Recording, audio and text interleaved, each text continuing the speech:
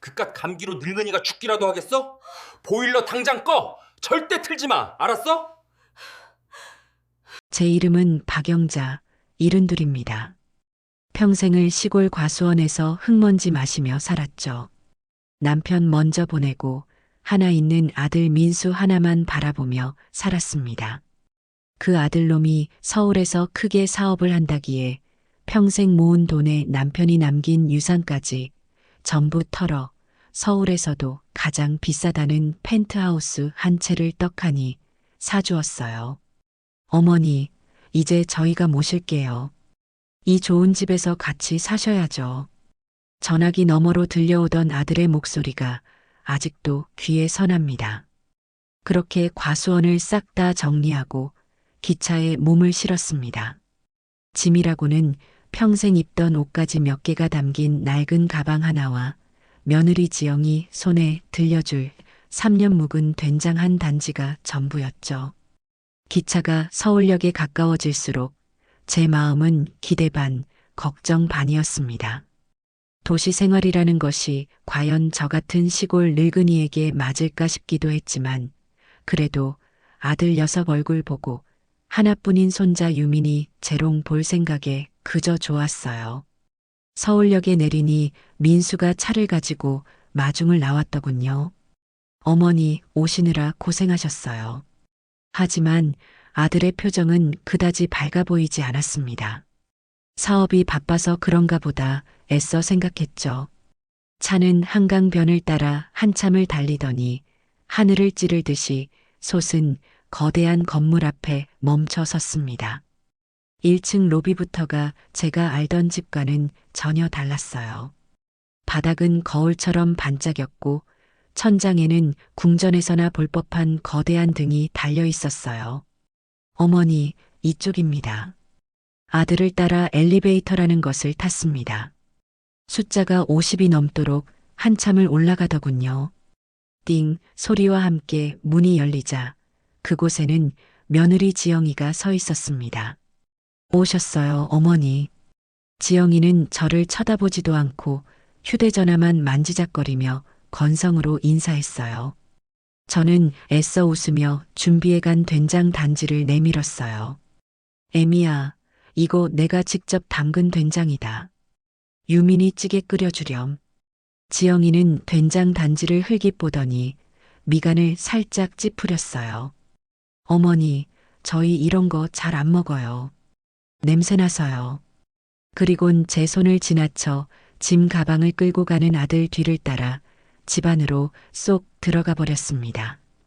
저는 그 자리에 잠시 멍하니 서 있었죠. 현관문이 닫히고 나서야 무거운 된장 단지를 들고 집 안으로 들어섰습니다. 집은 정말이지 어마어마하게 넓었어요. 거실 한쪽 벽면 전체가 유리창이라 서울 시내가 전부 발 아래에 깔려 있는 것 같았어요. 우와, 집 좋구나. 저도 모르게 감탄사가 나왔습니다. 하지만 집은 그 크기만큼이나 썰렁했습니다. 사람 온기가 전혀 느껴지지 않았어요. 유민이는 어디 있니? 손자 얼굴이라도 보면 좀 나을까 싶어 물었습니다. 유민이 학원 갔어요. 밤늦게 와요. 며느리는 소파에 비스듬히 누워 여전히 휴대전화만 들여다보고 있었죠. 아들 민수는 제 가방을 바닥에 툭 내려놓더니 말했습니다. 어머니, 이쪽이 어머니 방입니다. 아들이 안내한 곳은 현관에서 가장 가깝고 주방 뒤편에 숨어 있는 가장 작은 방이었습니다. 방이라기보다는 창고로 쓰던 공간 같았어요. 창문도 어른 키 높이에 작게 하나 나 있었는데 그마저도 옆동 벽에 가려 해가 전혀 들지 않았습니다. 방 안에는 작은 침대 하나와 낡은 옷장 하나가 전부였죠. 어머니, 필요한 거 있으시면 부르세요. 아들은 그 말만 남기고 휙 나가버렸습니다. 저는 가방을 풀 생각도 못하고 침대맡에 걸터 앉았어요. 그런데 방에 들어선 순간부터 이상하게 몸이 으슬으슬했어요. 바닥에 손을 대어보니 얼음장처럼 차가웠어요. 거실은 분명히 훈훈했는데 이 방만 왜 이럴까 싶었죠. 저는 짐을 풀다 말고 거실로 나갔죠. 며느리는 여전히 소파에 누워 있었어요. 애미야. 제가 불렀습니다. 지영이는 한참 만에야 고개를 들더군요. 왜요, 어머니? 귀찮다는 기색이 역력했어요. 방이 바닥이 너무 차구나. 보일러가 안 들어오는 게냐? 어머니, 이 방은 중앙 시스템이 달라서 그래요. 원래 좀 서늘해요. 그래도 이건 너무 찬데. 겨울엔 어찌 지내라고. 저희도 바빠서 그것까지 신경 못 써요. 그냥 그렇게 쓰세요. 며느리는 매몰차게 말을 자르고는 다시 휴대전화로 고개를 돌렸습니다. 저는 더 이상 아무 말도 할 수가 없었어요. 제가 사준 집입니다. 제 평생을 바쳐 사준 이 궁전 같은 집에서 저는 발이 시려 양말을 두 겹 껴 신어야 했습니다. 저녁 시간이 되어도 밥 짓는 냄새가 나지 않았어요. 며느리가 배달 음식이라며 플라스틱 용기 몇 개를 식탁에 늘어놓았습니다. 차갑게 식은 면 요리와 정체모를 튀김 몇 조각이었죠. 밤늦게 돌아온 손자 유민이는 저를 힐끗 보고는 제 방으로 쏙 들어가 버렸습니다. 9살이라던데 인사성도 참 없더군요. 아들 민수는 식탁에 앉자마자 사업 이야기만 늘어놓았습니다. 어머니, 제가 이번에 큰 건을 하나 맡았는데 자금이 조금 더 필요할 것 같아요. 저는 차가운 면을 씹으며 대답 없이 고개만 끄덕였습니다. 저녁을 먹는 둥 마는 둥 하고 제 방으로 돌아왔습니다. 밤이 깊어지자 방 안의 한기는 더욱 심해졌습니다. 창문 틈으로 황소바람까지 들어오는 것 같았어요. 저는 가져온 옷을 전부 꺼내 입고 하나뿐인 이불을 머리끝까지 뒤집어 썼습니다. 하지만 뼛속까지 스며드는 냉기를 이길 수는 없었죠. 시골집 아랫목이 너무나도 그리웠습니다. 새벽 2시쯤 되었을까요? 도저히 추워서 잠을 이룰 수가 없었어요. 저는 조용히 방문을 열고 거실로 나갔습니다. 거실 바닥은 따뜻하다 못해 뜨끈했습니다. 아들 부부의 안방과 손자 유민이의 방 앞을 지나는데 문틈으로 후끈한 열기가 새어나왔어요. 이 넓은 집에서 어째서 제 방만 이렇게 얼음골인 걸까요? 저는 집안을 둘러보다가 주방 옆에 있는 다용도실을 발견했습니다. 그곳에 보일러 조절 장치가 있더군요. 벽에 붙은 복잡한 기계를 한참이나 들여다보았습니다. 여러 개의 밸브가 보였어요. 안방, 작은 방, 거실, 주방. 그리고 가장 구석에 먼지가 뽀얗게 쌓인 밸브 하나가 눈에 띄었습니다. 창고방. 제가 쓰는 방을 말하는 것이 분명했습니다. 그리고 그 밸브는 굳게 잠긴 위치로 돌아가 있었어요. 누군가 일부러 잠그지 않고서는 저절로 돌아갈 리 없는 밸브였죠. 중앙 시스템이 달라서 그렇다던 며느리의 목소리가 귓가에 맴돌았죠.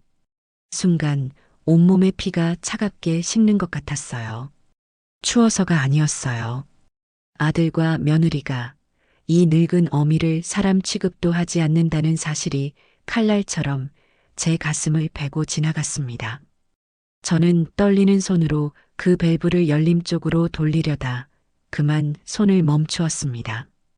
이걸 지금 열어버리면 저들은 내일 아침 제 방이 따뜻해진 것을 보고 분명 제가 손댔다는 것을 알게 될 겁니다. 그리고 무슨 소란을 피울지 몰랐어요. 저는 조용히 밸브를 원래대로 잠김 상태로 그냥 두었습니다. 그날 밤 저는 제 방으로 돌아가지 않았습니다. 차갑게 식은 거실 소파에 웅크리고 누웠어요. 거대한 유리창 너머로 서울의 야경이 화려하게 빛나고 있었지만 제 눈에는 그저 차가운 불빛 무더기일 뿐이었습니다. 펜트하우스에서의 첫날 밤은 그렇게 지나가고 있었어요. 저는 이 집을 판 돈으로 과수원을 다시 살 수 있을까 그런 부질없는 생각을 하며 뜬 눈으로 밤을 지새웠습니다. 저는 결국 소파에서 웅크린 채 뜬 눈으로 밤을 새웠습니다. 거대한 유리창 너머로 먼동이 트는 것이 보이더군요. 그 화려하다는 서울의 일출은 제 고향 과수원 사과나무 가지 사이로 비치던 그 따스한 햇살과는 비교할 수도 없이 차갑고 무정했습니다. 온몸의 뼈마디가 쑤시고 저려왔어요. 70평생 이런 냉골에서는 자본 적이 없습니다. 아침 7시가 되자 며느리 지영이가 방에서 나왔습니다. 녀석은 소파에 담요를 뒤집어 쓰고 웅크리고 있는 저를 보았어요. 하지만 단 한마디도 묻지 않더군요. 어머니, 왜 여기서 주무셨어요? 혹은 방이 많이 추우셨어요? 같은 사람이라면 당연히 해야 할 말이 없습니다. 그저 무표정하게 저를 한번 훑어보고는 주방으로 가더군요. 어머니, 아침 드세요. 그것이 며느리가 제게 건넨 첫마디였습니다. 식탁 위에는 토스트 기계에서 갓 나온 식빵 2조각과 찬 우유 한 잔이 전부였죠. 저는 평생을 아침마다 뜨끈한 밥에 국을 말아 먹던 사람입니다. 며느리는 제 앞에 그 빵 조각을 밀어놓고는 자신은 커피 한 잔만 들고 다시 소파로 가 휴대전화를 들여다보기 시작했습니다. 저는 도저히 그 차가운 빵을 목구멍으로 넘길 수가 없었어요. 애미야. 제가 불렀습니다. 지영이는 휴대전화에서 눈을 떼지도 않고 왜요? 하고 대답했습니다. 유민이는 아침 안 먹여? 학교 갈 시간 아니야? 유민이 방에 있어요. 학원 가기 전에 따로 먹어요. 며느리의 대답은 짧고 차가웠습니다. 손자 얼굴이라도 보면 이 답답한 마음이 좀 풀릴까 싶어 자리에서 일어났습니다. 유민이 방은 안방 바로 옆 가장 크고 볕이 잘 드는 곳에 있었습니다. 방문이 굳게 닫혀 있더군요. 유민아, 할미다. 얼굴 좀 보자. 제가 문을 두드리며 말했습니다. 안에서 아무런 대답도 들리지 않았어요. 유민아? 다시 한번 부르며 문손잡이를 돌리려는데 찰칵 하고 안에서 문이 잠기는 소리가 들렸습니다. 저는 그 자리에 우두커니 섰죠. 그때 며느리가 소파에서 벌떡 일어나 제게 삿대질하듯 소리쳤습니다. 어머니, 뭐 하시는 거예요? 그 목소리가 어찌나 날카롭던지 저는 저도 모르게 어깨를 움츠렸습니다. 아니, 나는 그냥 손자 얼굴이나 한번 보려고. 애 방해하지 마세요. 지금 중요한 시기예요. 공부해야 해요. 며느리는 저를 밀치듯 지나쳐 유민이 방문을 두드렸습니다. 유민아, 엄마야. 문 열어. 잠시 후 문이 빼꼼 열리고 며느리가 쏙 들어가 버리더군요. 그리고는 잠시 뒤 아이의 손을 잡고 나왔습니다. 9살이라는 아이는 저와 눈도 마주치지 않고 꽁꽁 언 얼굴로 겉옷을 챙겨 입었습니다. 어머니, 저 유민이 병원 가야 해서요. 점심은 알아서 챙겨 드세요. 학원이라더니 이번에는 병원이었습니다. 저는 어안이 벙벙해서 물었습니다. 병원? 유민이 어디 아픈 게냐? 며느리는 제 질문을 무시하고 현관에서 신발을 신으며 말했습니다. 저희 바빠요. 그리고 어머니, 제발 유민이 방에는 함부로 가지 마세요. 쾅 하고 현관문이 닫혔습니다. 저는 그 자리에 한참을 서 있었습니다. 이 집은 분명 제 돈으로 산 제 집입니다. 그런데 저는 제 손자 방에도 마음대로 갈 수 없고 며느리에게는 방해꾼 취급을 받고 있었어요. 가슴속에서 무언가 쿵 하고 내려앉는 기분이었습니다. 저는 식탁에 놓인 차가운 빵을 물끄러미 바라보다 그대로 싱크대에 던져버렸습니다. 그날 저녁 아들 민수가 퇴근하고 돌아왔습니다. 저는 하루 종일 그 얼음장 같은 방에 앉아 이불을 뒤집어 쓰고 있었어요. 민수는 제 방을 힐끗 보더니 어머니 식사하셔야죠. 하고 말하더군요. 민수야. 제가 아들을 불렀습니다. 이 방 도저히 사람이 살 수가 없구나. 어젯밤에 다용도실에 가보니 창고 방 밸브가 아예 잠겨 있더라. 저는 일부러 며느리 핑계는 대지 않았습니다. 아들놈의 속내를 보고 싶었어요. 제 말을 들은 민수의 얼굴이 순간 굳어지는 것을 보았습니다. 어머니, 아들의 목소리가 낮아졌어요. 그거 함부로 만지지 마세요. 이 집 난방 시스템 엄청 복잡해요. 어머니가 잘못 건드리시면 전체가 다 고장나요. 고장이 나다니? 잠김을 열림으로 돌리는 게 뭐 그리 복잡하단 말이냐? 아, 글쎄, 만지지 마시라니까요. 아들은 짜증을 내기 시작했습니다. 그러더니 잠시 멈칫하다가 아주 그럴듯한 변명을 둘러대더군요. 그리고 어머니, 시골 사람은 원래 좀 서늘하게 지내는 게 건강에 좋다고 하시잖아요. 찜질방처럼 뜨끈한 거 안 좋아하신다고 전에 지영이한테 그러셨다면서요. 그 말을 듣는 순간 제 머릿속이 하얗게 변했습니다. 제가 언제 그런 말을 했단 말입니까? 저는 평생을 뜨끈한 아랫목에서 허리를 지지며 살던 사람입니다. 내가 언제 그런 말을 했단 말이냐, 민수야. 아, 뭐 예전에 그러셨다던데. 아무튼 어머니, 이 방이 원래 좀 그래요. 그러니까 그냥 적응해 보세요. 금방 적응되실 겁니다. 이건 서늘한 게 아니라 얼음골이다. 사람이 잘 수가 없을 정도라고. 아이, 정말 저 피곤해요, 어머니. 아들은 제 말을 끊고는 제 방문을 쾅 닫고 나가버렸습니다. 저는 그 자리에 망부석처럼 앉아 있었습니다. 며느리 지영이가 한 짓인 줄 알았습니다. 하지만 아니었어요. 아들 민수, 제 아들놈도 모든 것을 알고 있었습니다. 알고도 저를 이 차가운 방에 밀어넣은 겁니다. 적응하라는 그 말이 비수처럼 제 심장에 박혔습니다. 제가 저놈을 어떻게 키웠는데요? 눈에 넣어도 아프지 않을 제 새끼였습니다. 과수원에서 한겨울에 사과나무 가지치기를 하다가도 행여나 민수가 학교에서 돌아올 시간에 맞춰 아랫목이 식을까봐 저는 언손을 풀어가며 틈틈이 아궁이에 불을 지폈습니다. 가장 뜨끈한 아랫목은 언제나 민수 차지였죠. 우리 아들 등 따시게 자야 키 큰다. 그게 제 입버릇이었습니다. 그렇게 금지옥엽 키운 아들놈이 이제 늙은 어미에게 얼음방을 내어주고는 적응하라고 말합니다. 배신감에 눈물이 쏟아질 것 같았지만 저는 이를 악물고 참았습니다. 울 때가 아니었어요. 그날 밤도 저는 잠을 이룰 수 없었습니다. 추위 때문이기도 했지만 가슴속에서 치미는 불 때문이기도 했죠. 새벽녘이었을 겁니다. 밖에서 희미하게 웅웅거리는 기계 소리 같은 것이 들려왔어요. 저는 조용히 방문을 열었습니다. 소리는 유민이의 방에서 나고 있었습니다.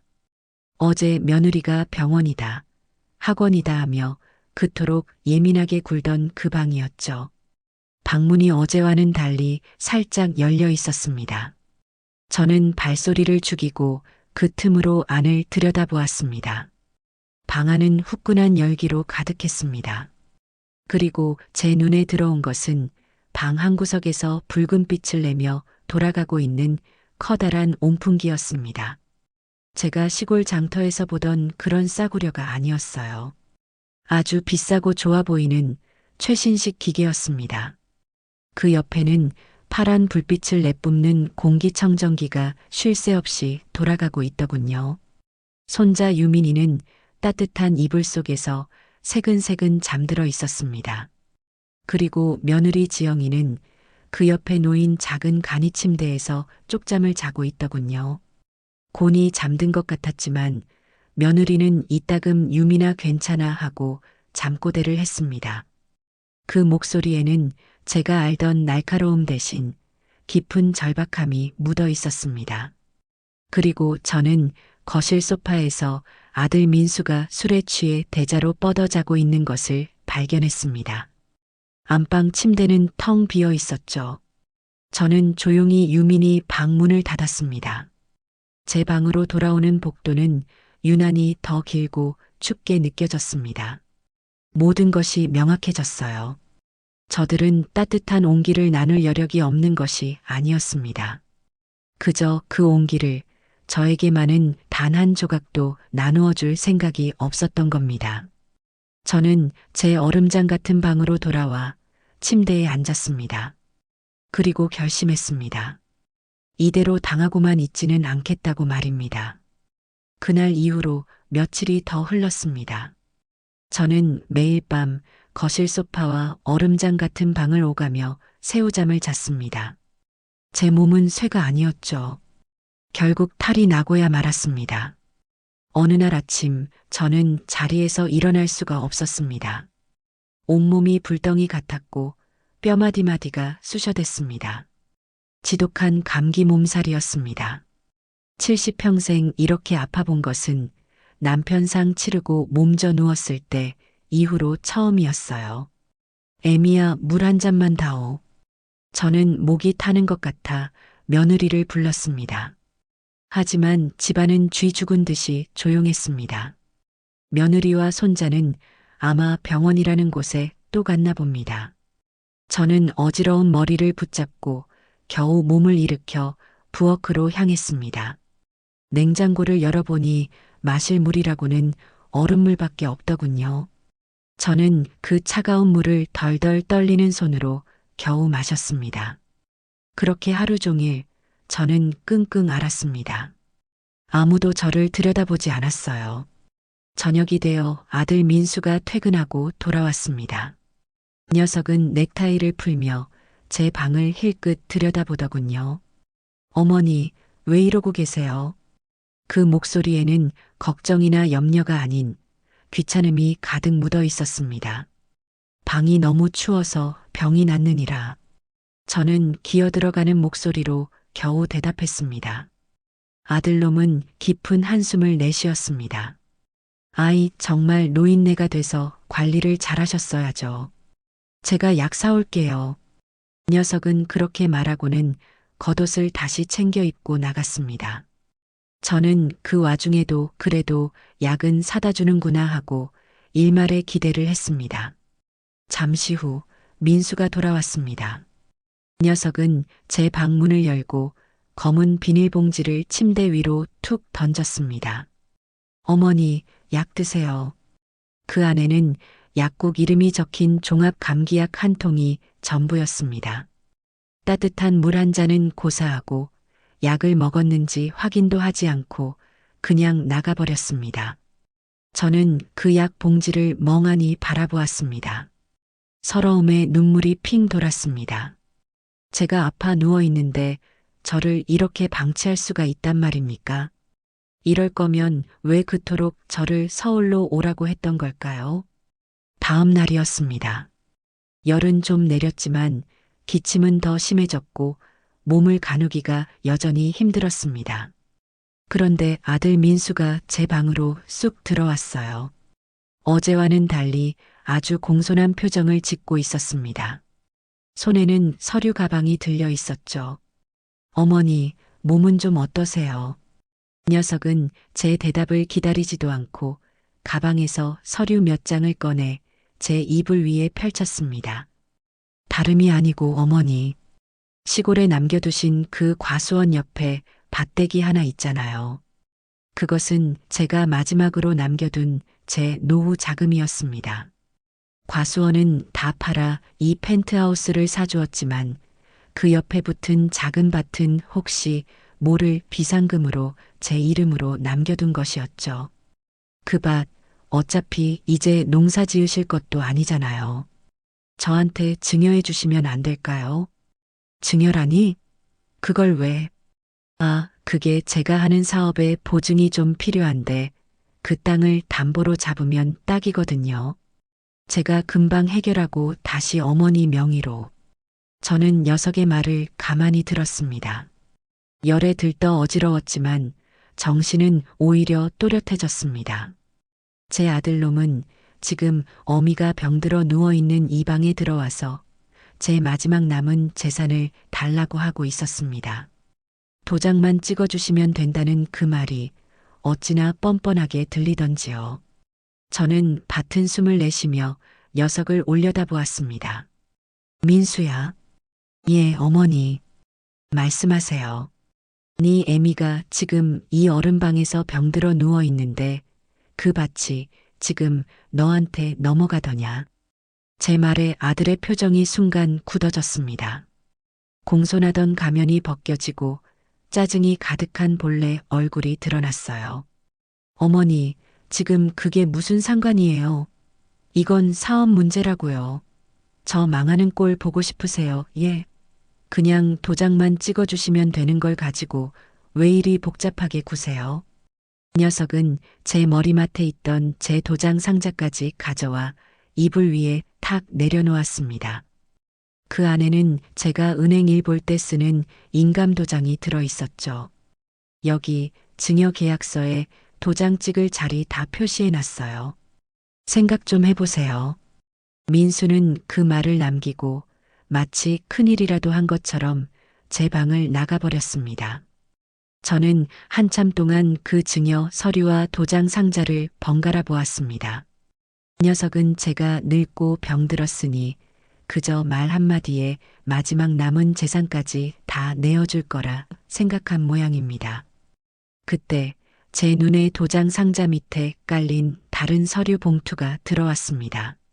제가 서울로 올라올 때 가장 중요한 물건이라며 도장과 함께 챙겨온 것이었죠. 저는 떨리는 손으로 그 서류 봉투를 집어들었습니다. 봉투 안에는 바로 이 펜트하우스의 등기권리증이 들어 있었습니다. 저는 천천히 서류를 펼쳐보았습니다. 서울특별시 펜트하우스, 그리고 그 아래 소유자라는 난에 선명하게 박힌 제 이름 석자, 박영자. 그렇습니다. 이 집은 아들 민수의 집도 며느리 지영이의 집도 아니었습니다. 오로지 제 소유, 제 재산이었습니다. 저들은 제 집에 얹혀 살면서 집주인인 저를 창고 방에 밀어넣고 난방을 끊고 병들어 누운 제게 마지막 남은 땅까지 요구하고 있었습니다. 그래, 저도 모르게 헛웃음이 나왔습니다. 네 말이 맞다, 민수야. 이건 사업 문제지. 저는 아들이 가져온 증여 서류를 옆으로 밀어치웠습니다. 그리고 제 인감 도장과 등기권리증을 가슴에 품었습니다. 열이 씻은 듯이 내려가는 기분이었습니다. 아픈 몸을 일으킬 힘이 솟아났습니다. 저는 도장을 찍기로 결심했습니다. 하지만 민수가 내민 그 증여 서류가 아니었어요. 저는 이 집을 팔아버릴 매매 계약서에 도장을 찍어야겠다고 마음먹었습니다. 다음 날 아침 저는 아무 일도 없었다는 듯이 일어났습니다. 몸은 여전히 무거웠지만 정신은 그 어느 때보다 맑았습니다. 아들 민수는 제가 도장을 찍어줄 것이라 기대했는지 아침부터 제 방을 흘끔거리더군요. 저는 녀석에게 아무 말도 하지 않았습니다. 저는 며느리와 손자가 병원에 가고 아들 민수가 출근하기만을 기다렸습니다. 쾅 하고 현관문이 닫히고 집안이 완전히 조용해진 것을 확인한 뒤에야 저는 제 낡은 가방에서 구형 휴대전화를 꺼냈습니다. 번호부에서 김 사장이라는 이름을 찾아 망설임 없이 통화 버튼을 눌렀습니다. 김 사장은 제 고향에서 오랫동안 부동산을 한 친구 같은 동생이었죠. 이 펜트하우스를 살 때도 김 사장이 서울까지 올라와 모든 일을 처리해 주었습니다. 여보게, 김 사장. 나 박영자일세. 아이고, 회장님. 아니, 사모님. 서울 생활은 좀 어떠십니까? 그 좋은 집에서 아주 호강하고 계시지요? 김 사장의 활기찬 목소리에 잠시 마음이 흔들렸지만 저는 곧바로 본론을 꺼냈습니다. 김 사장, 내 부탁 하나 들어줘야겠네. 말씀만 하십시오, 사모님. 뭐든요. 자네가 나한테 중개했던 이 펜트하우스, 이거 다시 팔아야겠네. 전화기 너머로 김 사장이 숨을 헙 하고 들이켜는 소리가 들렸습니다. 예. 사모님, 그게 무슨 말씀이십니까? 입주하신 지 이제 겨우 한 달도 안 되셨는데요. 혹시 무슨 일 있으십니까? 묻지 말고 그냥 팔아주게. 내 사정이 아주 급해졌네. 내가 가진 건 이제 이 집 한 채뿐이야. 아니, 그래도 사모님, 대신 조건이 있네.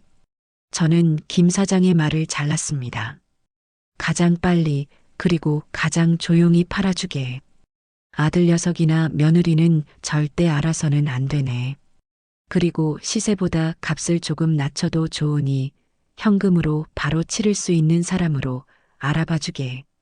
김 사장은 제 단호한 목소리에 더는 묻지 않았습니다. 알겠습니다, 사모님. 사모님께서 그 정도까지 말씀하신다면 이유가 있으시겠지요.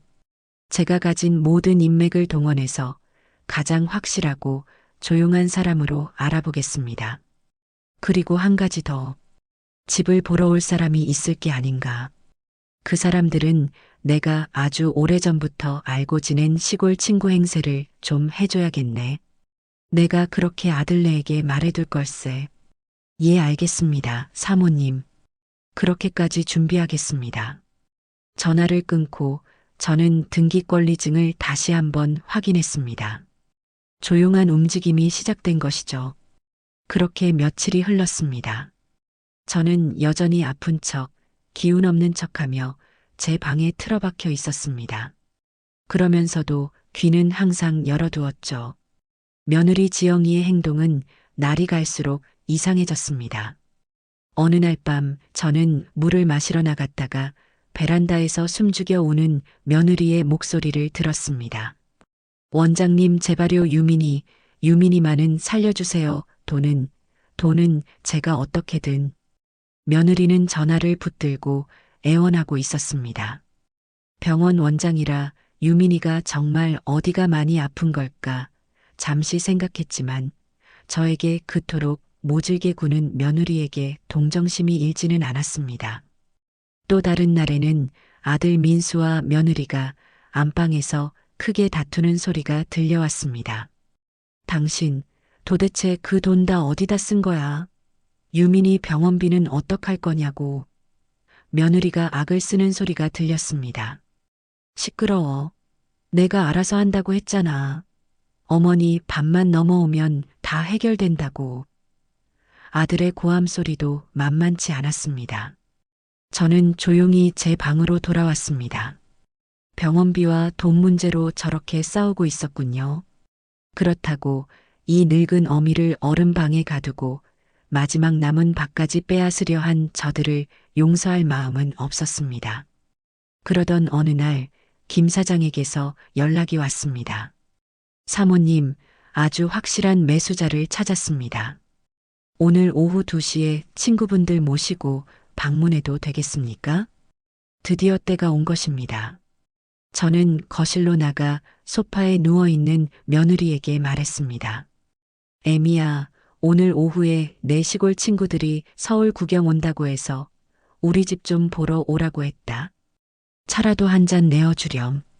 며느리는 인상을 확 찌푸리더군요. 어머니, 무슨 친구요? 귀찮게. 귀찮다니? 손님이 오신다는데. 아이, 몰라요. 흙 묻은 발로 이 집 더러워지게 그냥 밖에서 만나시지. 왜 집까지 끌어들이세요? 며느리는 투덜거리며 방으로 쏙 들어가 버렸습니다. 마침 그날은 아들 민수도 회사에 급한 일이 없다며 집에 있었습니다.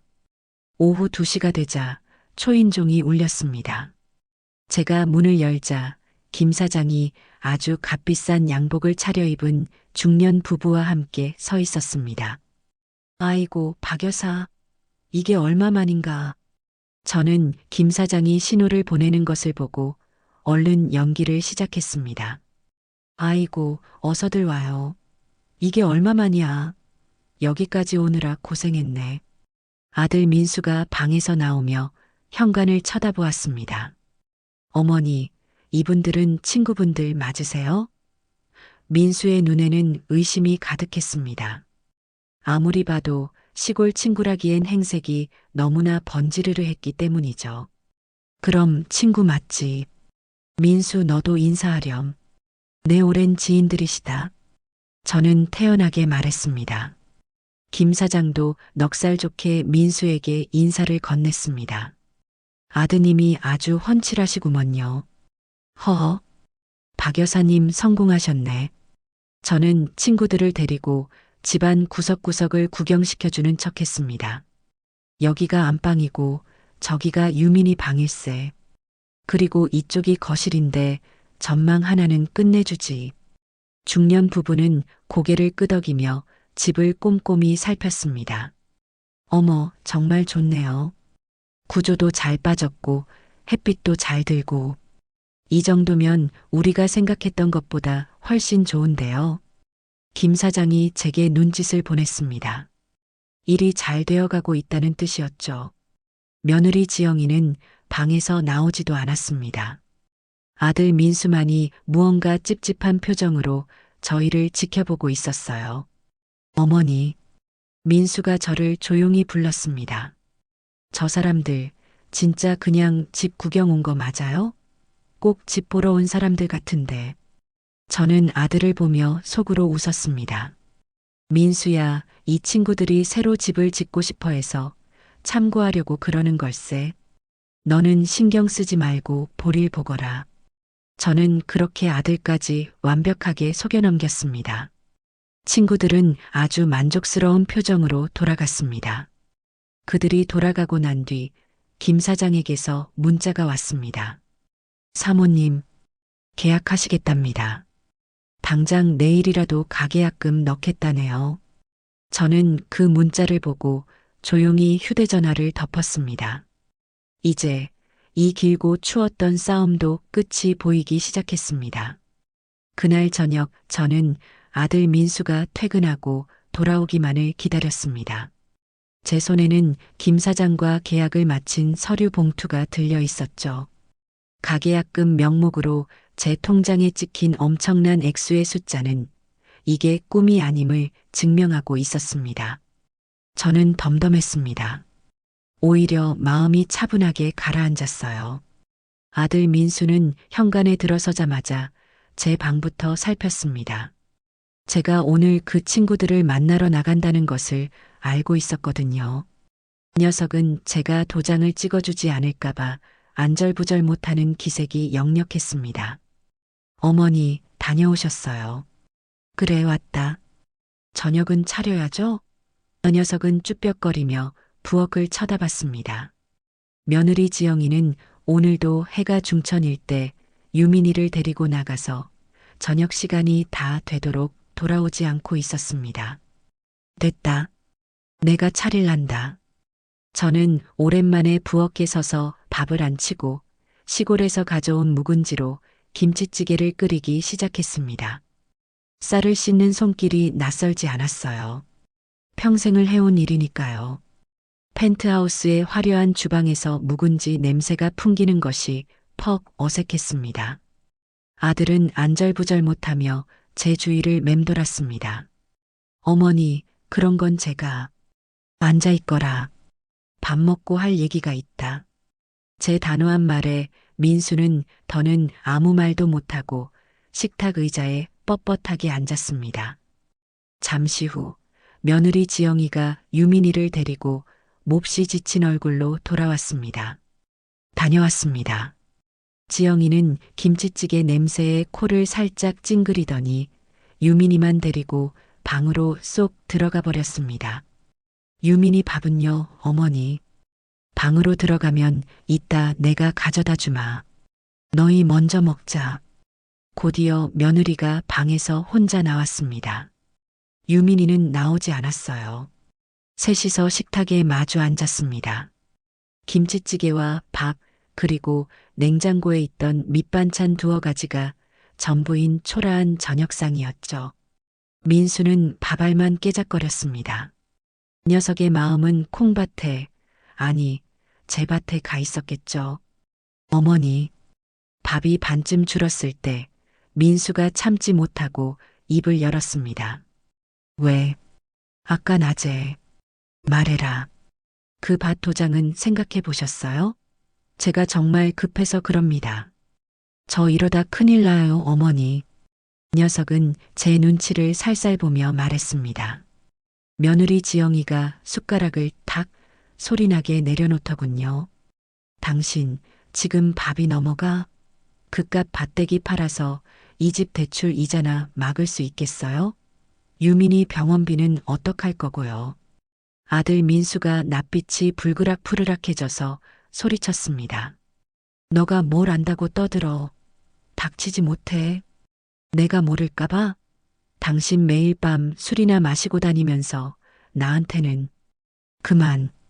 제 나직한 한마디에 두 녀석이 동시에 입을 다물었습니다. 시끄럽게 울리던 숟가락 소리도 멈췄습니다. 저는 밥그릇을 옆으로 밀어놓고 두 사람을 천천히 둘러보았습니다. 민수야. 예, 어머니 도장 주시는 거죠? 아들은 마지막 희망이라도 거는 듯한 표정이었습니다. 아니다. 그 밭은 이제 걱정할 필요 없게 되었다. 예, 그게 무슨. 그럼 드디어 저한테 증여해 주시기로. 아니, 저는 제 가방에서 서류 봉투를 꺼내 식탁 위에 올렸습니다.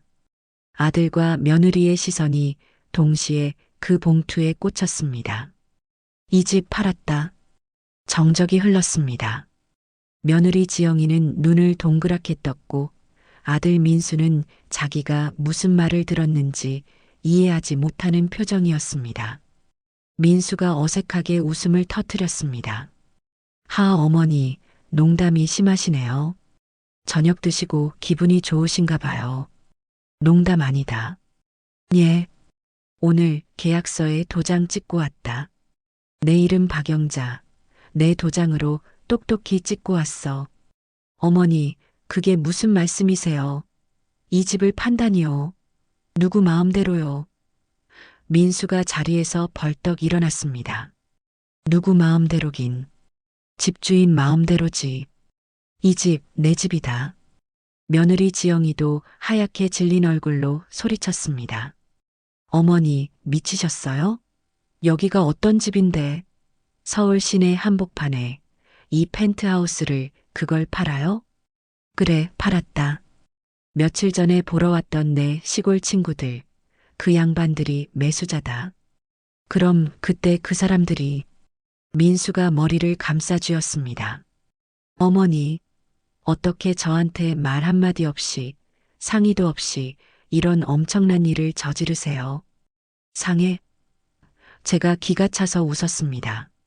민수야, 너는 이 늙은 어미를 얼음장 같은 창고 방에 밀어넣을 때 나랑 상의했니? 그건 너는 내 마지막 남은 밭대기까지 빼앗으려고 증여 서류 내밀 때 나랑 상의했어? 어머니, 그건 사업 때문에. 닥쳐라. 저는 자리에서 일어나 제 방에서 가져온 휴대전화를 민수의 눈앞에 들이밀었습니다. 은행 앱을 열어 오늘 입금된 가계약금 내역을 똑똑히 보여주었죠.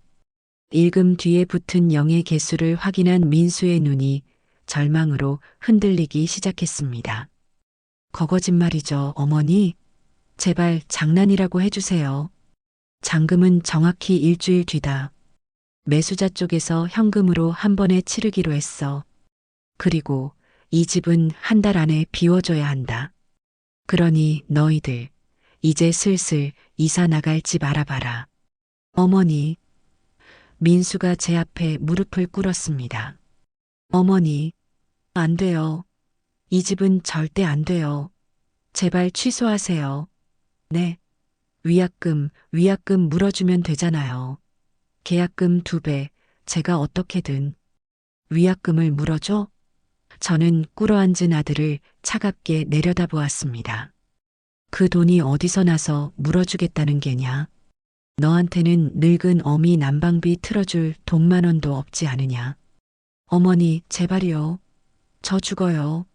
저 정말 죽는단 말입니다. 죽어. 이 집 한 돈으로 나는 내 시골집보다 더 좋은 뜨끈한 방 얻어서 살란다. 너희는 너희 앞가림, 이제 너희가 알아서 하거라. 저는 그 말을 끝으로 제 방으로 들어가 문을 잠가버렸습니다. 밖에서 아들 민수가 문을 두드리며 울부짖는 소리가 들려왔습니다.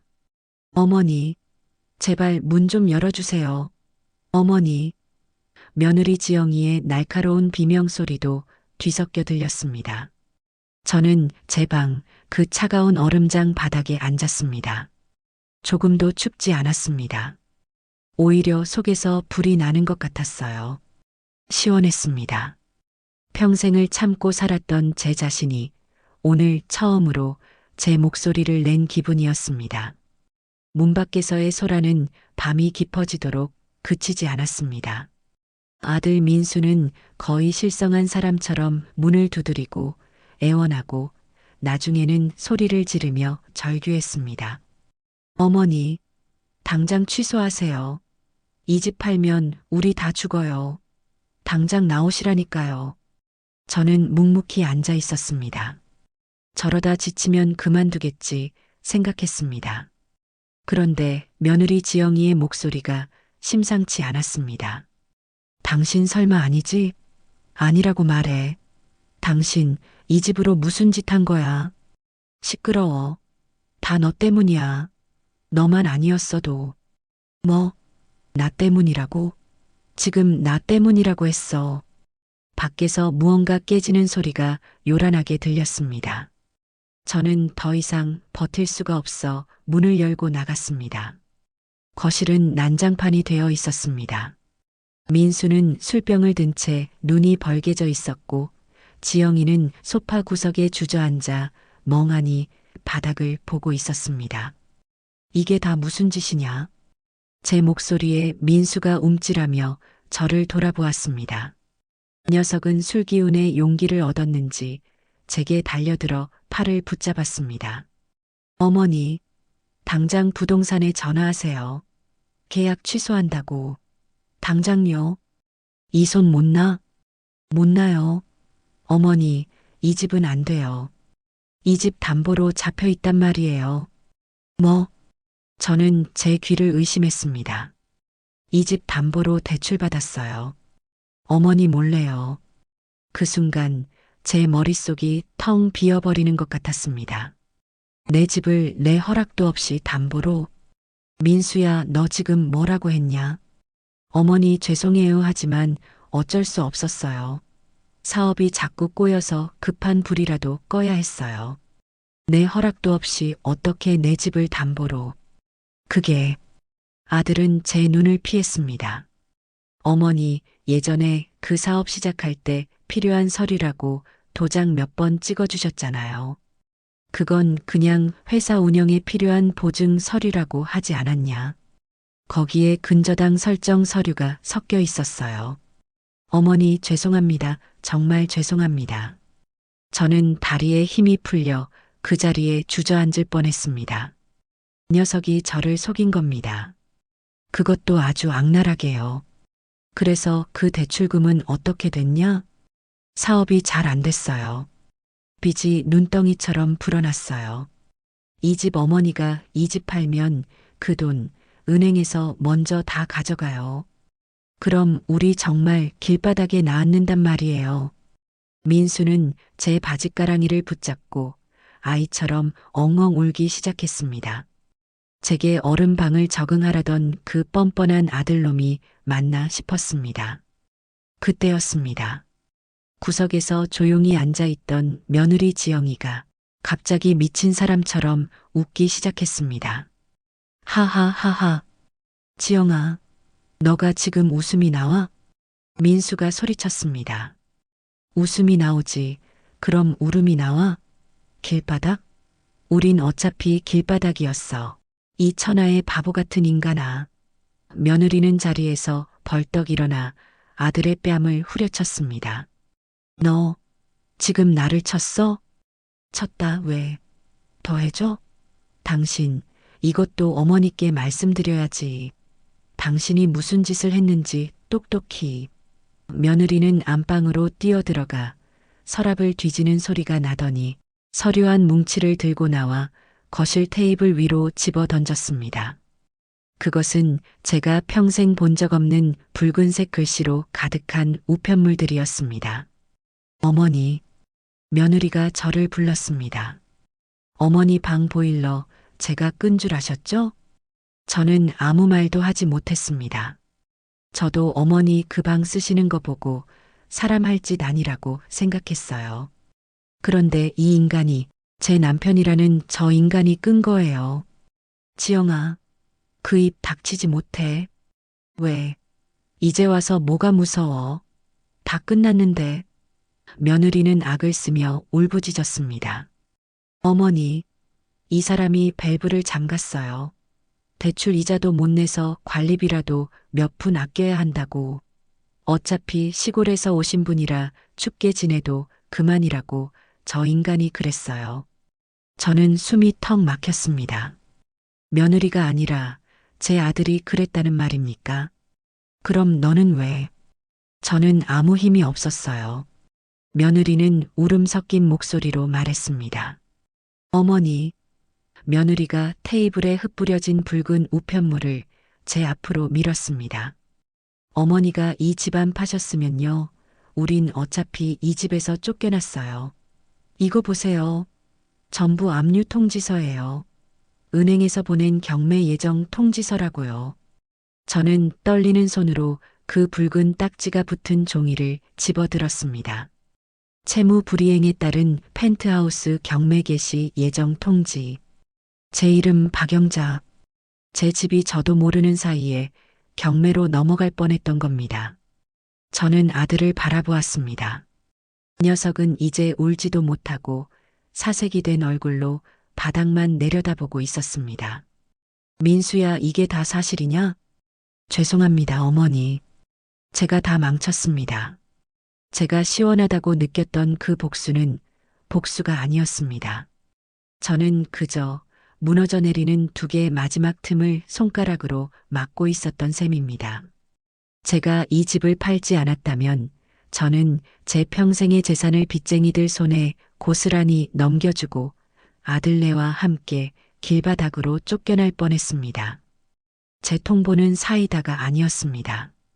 그것은 이 집안의 골마 터진 상처를 수면 위로 드러낸 처절한 비명이었습니다. 거실의 모든 소리가 멈췄습니다. 아들의 흐느낌도 며느리의 악에 바친 고함도 멎었습니다. 오직 테이블 위에 흩어진 붉은 압류 통지서들만이 이 집안의 참혹한 현실을 증명하고 있었죠. 저는 망연자실했습니다. 제 아들이 저를 속이고 집을 담보로 잡혔다는 사실보다 제 집이 경매로 넘어가 땡전 한 푼 못 건질 뻔했다는 사실이 저를 더 절망하게 했습니다. 그때였습니다. 그 모든 소란에 굳게 닫혀있던 유민이의 방문이 빼꼼 열렸습니다. 엄마 시끄러워, 나 잠 못 자겠어. 아이는 눈을 비비며 걸어 나왔습니다. 그 순간 며느리 지영이의 표정이 180도 달라졌습니다. 조금 전까지 남편을 잡아먹을 듯이 소리치던 그 악착 같던 모습은 온데간데 없고 금방이라도 부서질 것처럼 연약한 어미의 얼굴이 드러났습니다. 유민아, 지영이는 빛의 속도로 달려가 아이를 품에 안았습니다. 아니야, 괜찮아, 우리 아들. 그냥 엄마 아빠가 잠깐 얘기 좀 하느라고. 미안해. 얼른 방에 들어가자. 응? 며느리는 아이의 귀를 막고 이 끔찍한 광경을 보지 못하게 하려는 듯 아이를 필사적으로 돌려 세웠습니다. 유민이는 엄마 품에 안겨 칭얼거렸습니다. 엄마, 나 머리 아파, 약 줘. 알았어, 알았어. 엄마가 금방 약 줄게. 어서 들어가자. 며느리가 아이를 달래 방으로 데리고 들어가려는 순간 저는 아이의 모습을 제대로 보게 되었습니다. 유민이는 실내에서도 털모자 같은 것을 푹 눌러 쓰고 있었습니다. 전에는 그저 멋으로 쓰는 줄 알았죠. 그런데 그 모자 아래로 드러난 아이의 얼굴은 제가 알던 통통한 볼살의 손자가 아니었습니다. 낯빛이 밀랍처럼 하얗고 눈밑이 검게 그늘져 있었습니다. 그리고 모자 밖으로 나온 머리카락이 거의 없었습니다. 애미야 저도 모르게 며느리를 불렀습니다. 유민이 어디가 아픈 게냐? 제 목소리에는 저도 모르는 떨림이 묻어 있었습니다. 며느리 지영이가 그 자리에 우뚝 멈춰 섰습니다. 아이를 안은 며느리의 어깨가 잘게 떨리고 있었습니다. 바닥에 주저앉아 있던 아들 민수가 고개를 번쩍 들었습니다. 지영아, 말하지 마. 어머니께는 닥쳐. 며느리가 아들에게 하지만 유민이가 놀라지 않도록 낮은 목소리로 으르렁거렸습니다. 당신은 이제 입 다물어. 당신이 유민이 아빠야? 지영이는 유민이를 다시 방으로 들여보내고 문을 꼭 닫고 나왔습니다. 그리고는 제 앞에 와서 털썩 무릎을 꿇었습니다. 어머니, 우리 유민이 아파요. 많이 아파요. 아프다니? 어디가 얼마나? 며느리는 참았던 울음을 터뜨렸습니다. 그것은 아까의 분노에 찬 울음이 아니었습니다. 가슴이 찢어지는 어미의 울음이었습니다. 백혈병이에요. 급성 백혈병 초기 진단받았어요. 저는 그 자리에 얼어붙었습니다. 백혈병, 그게 무슨... 하늘이 무너지는 것 같았습니다. 내 하나뿐인 손자가 그래서 매일 병원에 갔던 게냐? 얘 항암 치료받고 있어요. 골수 이식을 해야 한대요. 그런데 왜 이 할미한테 말을 안 했어? 내가 있는데 왜 말을 안 했느냔 말이다. 며느리가 고개를 들어 저를 보았습니다. 그 눈에는 원망과 슬픔이 뒤엉켜 있었습니다. 말씀드리고 싶었어요. 어머니께 매달리고 싶었어요. 그런데 이 사람이 저 인간이 못하게 막았어요. 지영이가 손가락으로 민수를 가리켰습니다. 어머니한테 손 벌리지 말라고. 어머니가 그 펜트하우스 사주신 것 때문에 자기 사업 미천 보태줄 돈 없다고 어머니가 자길 원망하고 있다고. 그래서 어머니 마지막 남은 그 밭이라도 자기가 받아내야 한다고. 그걸로 노름 같은 이상한 사업에 또 돈을 꼬라박으려고. 아니야. 나도 유민이 살리려고 사업 성공해서. 민수가 변명처럼 중얼거렸습니다. 성공? 성공? 며느리가 다시 소리쳤습니다. 당신이 가져다주는 돈으로는 유민이 한 달 약값도 못 돼요. 이 집 대출 이자는커녕 관리비도 밀려서. 며느리는 숨을 몰아쉬며 모든 것을 털어놓기 시작했습니다. 며느리가 저에게 차갑게 굴었던 이유. 그것은 저에 대한 원망이 아니었습니다. 남편에 대한 절망과 아이를 살려야 한다는 압박감에 다른 사람을 돌아볼 여유가 조금도 없었던 겁니다. 어머니, 저 사실 밤마다 식당에서 설거지해요. 뭐? 이 인간이 벌어오는 푼돈으로는 도저히 유민이 병원비를 감당할 수가 없었어요. 그래서 어머니 주무시는 거 보고 밤에 몰래 나가서 새벽 첫 차 들어올 때까지 식당 주방에서 그릇 닦아요. 저는 아무 말도 할 수 없었습니다. 며느리가 매일 밤늦게 들어오고 아침에 그토록 피곤해 보였던 것이 다 그 때문이었습니다. 어머니 밥 제대로 차려드리지 못해서 정말 죄송해요. 그런데 제가 정말 그럴 기력이 없었어요. 그리고 솔직히 어머니가 조금 미웠어요. 이 집 이 어마어마한 펜트하우스만 아니었어도 당신 아들이 저렇게까지 헛바람이 들지는 않았을 텐데, 저 인간이 저렇게까지 망가지지는 않았을 텐데 그런 원망이 들어서 어머니 얼굴을 제대로 볼 수가 없었어요. 죄송해요. 며느리는 이마가 바닥에 닿도록 엎드려 울었습니다. 저는 그제야 모든 조각이 맞춰지는 것을 깨달았습니다. 애미야, 그럼 유민이 방에 있던 그 온풍기랑 공기청정기는? 유민이가 항암 치료 때문에 면역력이 지금 바닥이에요. 의사가 감기만 걸려도 정말 위험하다고 방 온도를 꼭 따뜻하게 일정하게 맞춰주라고 했어요. 그래서 그 온풍기 이 인간은 돈 없다고 나 몰라라 해서 제가 낮에 아파트 분리수거장에서 폐지 주워서 그거 팔아서 중고시장에서 겨우 하나 산 거예요. 제 심장이 쿵하고 바닥으로 떨어졌습니다. 어머니, 저도 어머니 방 추운 거 알았어요. 그래서 이 인간한테 매일 빌었어요. 제발 우리 어머니 방 밸브 좀 열어달라고. 저러다 큰 병 나신다고. 어머니 감기 걸려 알아누우신 날도 제가 무릎 꿇고 빌었어요.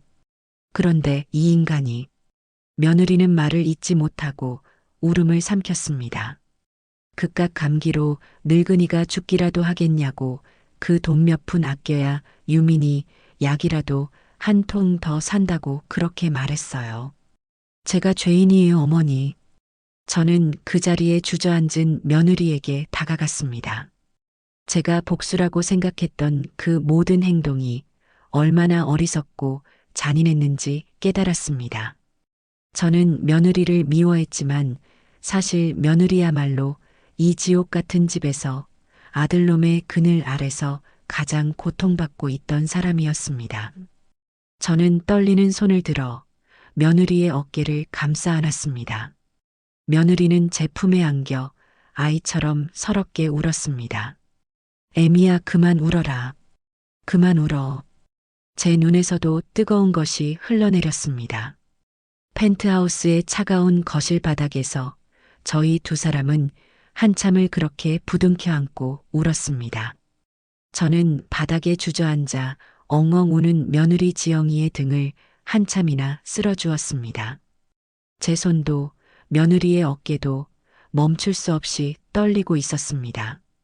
제 아들 민수는 거실 한 구석에서 고개를 쳐박고 마치 이 세상에서 사라진 사람처럼 미동도 하지 않았습니다. 이 거대하고 차가운 펜트하우스의 공기가 수십 개의 붉은 압류 통지서와 뒤섞여 숨을 쉴 수 없을 만큼 무겁게 가라앉았습니다. 제가 무슨 짓을 한 것일까요? 저는 그저 늙은 어미의 서러움을 갚아주겠다고, 저를 냉대한 며느리에게 본때를 보여주겠다고 생각했습니다. 하지만 제 분노의 칼날은 정작 엉뚱한 곳을 향하고 있었습니다. 제 복수라고 생각했던 그 통쾌한 일격은 사실 저와 마찬가지로, 아니 저보다 더한 지옥 속에서 하루하루를 버티고 있던 또 다른 피해자를 향한 것이었습니다. 애미야. 제 목소리가 갈라져 나왔습니다. 내가 미안하다. 이 늙은이가 눈이 멀어서 귀가 멀어서 네가 이 고생을 하는 것도 모르고. 지영이는 제 품에서 고개를 들었습니다. 눈물과 콧물로 범벅이 된 얼굴은 제가 알던 그 차갑고 앙칼진 며느리의 모습이 아니었습니다.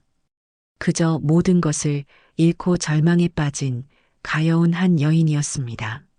어머니 잘못이 아니에요. 제가 다 남편 하나 잘못 만나서. 우리 유민이까지. 며느리는 다시 말을 잇지 못하고 울음을 터뜨렸습니다. 저는 지영이의 어깨를 단단히 붙잡았습니다. 그리고는 저 구석에 처박혀 있는 제 아들 민수를 향해 고개를 돌렸습니다. 가슴속에서 차가운 분노가 다시 치밀어 올랐습니다. 저놈이었습니다. 모든 비극의 시작은 바로 제 아들놈이었습니다. 민수야. 제가 불렀습니다. 아들은 대답이 없었습니다. 고개 들어라. 네 애미가 그리고 네 아내가 지금 너를 보고 있다. 민수는 아주 천천히 고개를 들었습니다. 녀석의 눈은 이미 초점을 잃어버린 텅 빈 눈이었습니다. 어머니 지영아, 나도 어쩔 수 없었어. 뭐라고? 며느리 지영이가 이가 갈리는 목소리로 말했습니다. 당신 지금 어쩔 수 없었다고 했어? 당신이 그 빌어먹을 사업 노름에 미쳐서 어머니 집까지 담보로 잡히고 그 돈으로 또 노름 같은 투자를 하고, 그런데도 어쩔 수 없었다고? 그게 아니야. 나도 한 방이면 다 복구할 수 있다고 생각했어. 이 집도 유민이 병원비도 다 해결할 수 있을 거라고. 그래서 지영이가 악을 썼습니다. 그래서 그 결과가 이거야? 이 붉은 딱지들이냐고. 당신이 성공하길 기다리는 동안 유민이는 매일 죽어가고 있었어. 이 인간아. 아니야. 민수는 아이처럼 고개를 저으며 중얼거렸습니다. 저는 그 꼴을 더는 볼 수가 없었어요. 저는 자리에서 일어나 민수에게로 걸어갔습니다. 그리고 제 평생 단 한 번도 아들에게 들어 올린 적 없던 손을 높이 쳐들었습니다. 짝! 하는 소리가 거실을 울렸습니다. 민수의 고개가 옆으로 돌아갔습니다. 정신 차려라, 민수야. 저는 떨리는 손을 내렸습니다. 너는 어찌 사람이 제 어미와 제 자식에게 이럴 수가 있냐. 이 집이 어떤 돈으로 산 집인데 네가 감히 이 집을 네 놈의 노름빚에 갖다 바쳐? 어머니 죄송합니다. 제가 죽을 죄를. 죽을 죄? 그래, 너는 죽어야 마땅하다. 저는 차갑게 말했어요. 하지만 너는 지금 죽을 자격도 없어. 너는 네가 싼 똥을 네 손으로 치워야 할 게다. 저는 테이블 위에 흩어진 압류 통지서 중 하나를 집어들었습니다. 경매 개시 예정일 일주일 후. 일주일이었습니다. 제가 만약 이 집을 팔지 않았다면 정확히 일주일 뒤에 이 집은 헐값에 경매로 넘어가고 저희 셋은, 아니 병든 유민이까지 넷은 길거리로 나앉게 되는 것이었습니다. 제 복수는 의도와는 전혀 달랐지만 결과적으로는 이 집을 지킬 수 있는 유일한 방법이었습니다. 경매로 헐값에 넘어가는 대신 제값에 가까운 돈을 받고 팔아서 은행 빚을 갚고 남은 돈이라도 챙길 수 있게 된 것이죠. 제 분노가 역설적이게도 우리를 구한 셈이었습니다. 민수야. 저는 아들을 내려다보았습니다. 일어나라. 지금 당장 은행에 가서 이 집을 담보로 너가 진 빚이 총 얼마인지 정확히 알아와라. 어머니. 그리고 그 대출 서류 내가 위임했다고 속인 그 서류들 전부 다 챙겨와. 내일 아침 매수자와 김 사장 그리고 은행 사람까지 전부 이 집에서 만나자고 할 것이다. 그게 무슨, 이 집 팔아야 한다. 아니, 어떻게든 팔리게 만들어야 한다. 어머니, 안 돼요. 그럼 우린? 제가 기가 차서 물었습니다. 우리가 지금 이 펜트하우스에서 천년만년 살 수 있을 것 같냐? 이미 경매 딱지가 붙었어. 정신 차려. 지금이라도 제값 받고 팔아서 은행빚 갚고 남은 돈이라도 건져야 유민이 수술비라도 어떻게든. 저는 말을 잇지 못했습니다. 제 평생의 재산이 아들놈의 빚잔치로 사라지게 생겼습니다. 그때였습니다. 며느리 지영이가 떨리는 목소리로 말했습니다. 어머니, 저 사람 못 믿어요. 저 인간 돈 문제에 관해서는 이미 사람이 아니에요. 애미야. 저 사람이 제 앞으로도 사채를 썼어요. 제가 식당에서 일한 돈 유민이 보험금까지 전부 가져갔어요. 저는 민수를 다시 바라보았습니다. 녀석은 며느리의 말이 사실이라고 말하듯 고개를 푹 숙이고 있었습니다. 너 이 자식? 저는 더 이상 할 말도 힘도 없었습니다. 제 아들이 제가 아는 그 민수가 아니었습니다. 녀석은 돈에 미친 다른 무언가가 되어 있었습니다. 알았다. 저는 결심했습니다. 민수야, 너는 이 집에 있어라. 아니, 유민이 옆에 유민이 방에서 한 발짝도 나오지 마라. 네가 아비라면 네 자식 마지막 가는 길이라도 지켜봐야 할 게 아니냐. 어머니, 애미야. 저는 지영이를 불렀습니다. 너가 나랑 같이 가야겠다. 네가 그 서류들 다 챙겨서 나랑 같이 은행에 가자. 이 집 우리가 지켜내자. 아니, 유민이를 우리가 살리자. 지영이는 눈물을 닦고 일어섰습니다. 그 연약해 보이던 며느리의 눈에 다시 독한 빛이 서렸습니다. 네, 어머니. 제가 다 알아요. 그 인간이 어디에 돈을 숨겼는지 서류는 어디에 있는지. 그렇게 며느리와 제가 현관으로 향하는 순간이었습니다. 잠깐만. 민수가 저희를 가로막았습니다. 비켜라.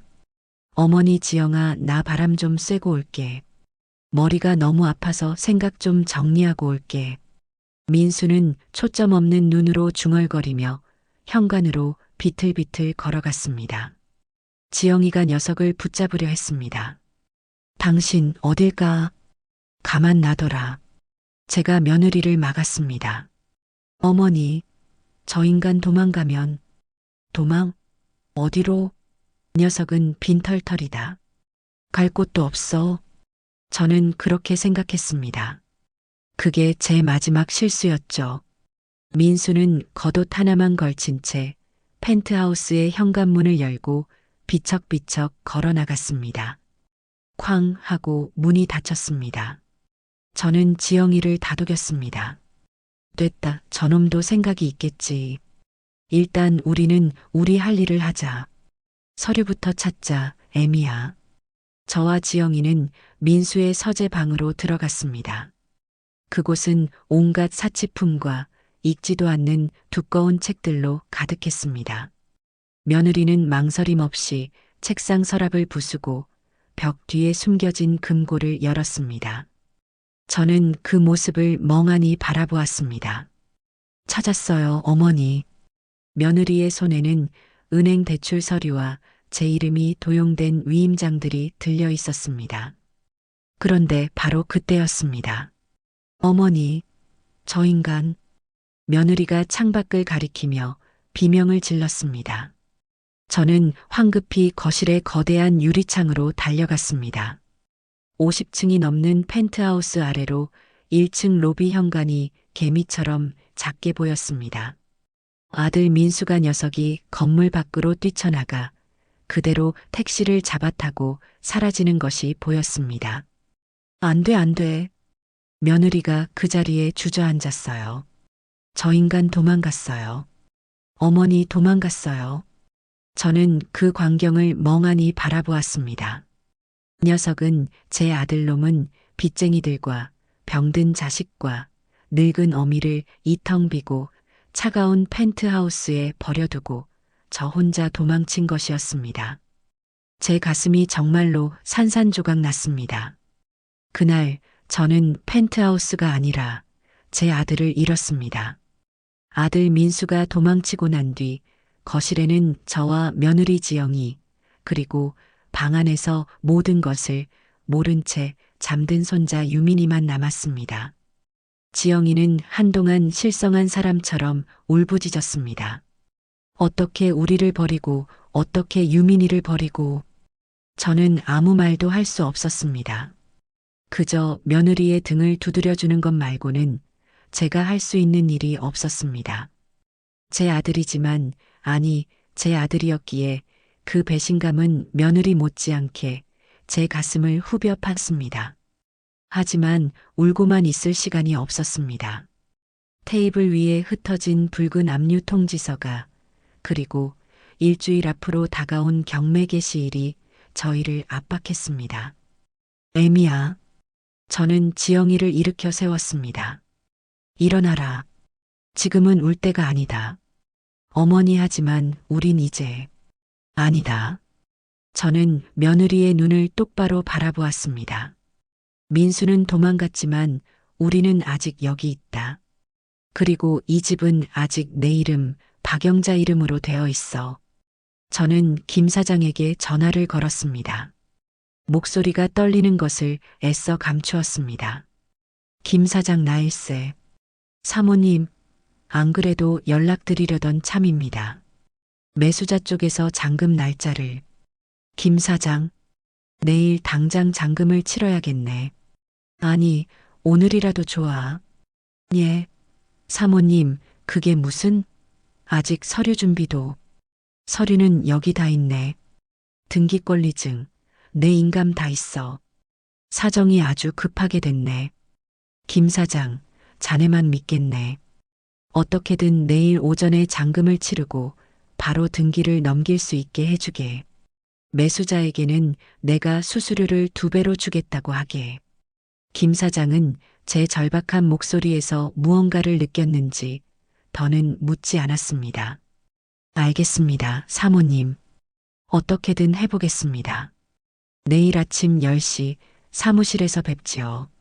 전화를 끊고 저는 며느리가 찾아낸 은행 대출 서류를 확인했습니다. 아들놈이 제 이름으로 위조한 대출금, 그리고 며느리 이름으로 끌어다 쓴 사채까지 그 액수는 상상을 초월했습니다. 펜트하우스를 팔고 나면 정말이지 남는 것이 거의 없을지도 몰랐습니다. 애미야, 너는 오늘 밤 유민이 곁에 꼭 붙어 있어라. 이 늙은이는 오늘 밤 잠들기는 틀린 것 같구나. 그날 밤 저는 차가운 제 방이 아니라 거실 소파에 앉아 뜬 눈으로 밤을 지새웠습니다. 통장에는 매수자가 보낸 가계약금이 들어와 있었습니다. 하지만 이 돈은 제 돈이 아니었죠. 곧바로 빚쟁이들에게 넘어가야 할 돈이었습니다. 다음 날 아침 저는 지영이와 함께 부동산 사무실로 향했어요. 유민이는 다행히 곤히 잠들어 있었습니다. 사무실에는 김 사장과 매수자 부부, 그리고 법무사까지 모두 와 있었습니다. 그런데 그들 뒤에 예상치 못했던 사람들이 더 있었습니다. 말끔한 정장을 입은 은행 사람들이었습니다. 박영자 씨 맞으시죠? 그렇더만. 저희는 은행에서 나왔습니다. 채무자 민수 씨의 근저당권 관련해서 오늘 매매 잔금이 치러진다고 해서요. 김 사장이 제게 미안한 표정을 지었습니다. 사모님 은행 쪽에서 벌써 알고 찾아왔습니다. 아마 법원에서 통지가 간 모양입니다. 모든 것이 제 아들놈이 벌인 일이었습니다. 계약은 일사천리로 진행되었습니다. 저는 말없이 제 이름이 적힌 서류에 도장을 찍었습니다. 매수자가 잔금을 입금하자마자 은행 사람들은 그 자리에서 컴퓨터로 자신들의 빚을 계산하기 시작했습니다. 근저당 채권 최고액 이자 포함해서, 그리고 며느님 지영 씨 앞으로 된 사채, 이것도 저희 쪽에서 양수했습니다. 숫자가 불어날 때마다 제 심장이 쪼그라드는 것 같았습니다. 모든 계산이 끝나고 법무사가 제게 통장 하나를 내밀었어요. 사모님 은행 대출금과 사채 그리고 체납된 관리비와 세금까지 모두 정산했습니다. 그리고 여기 남은 금액입니다.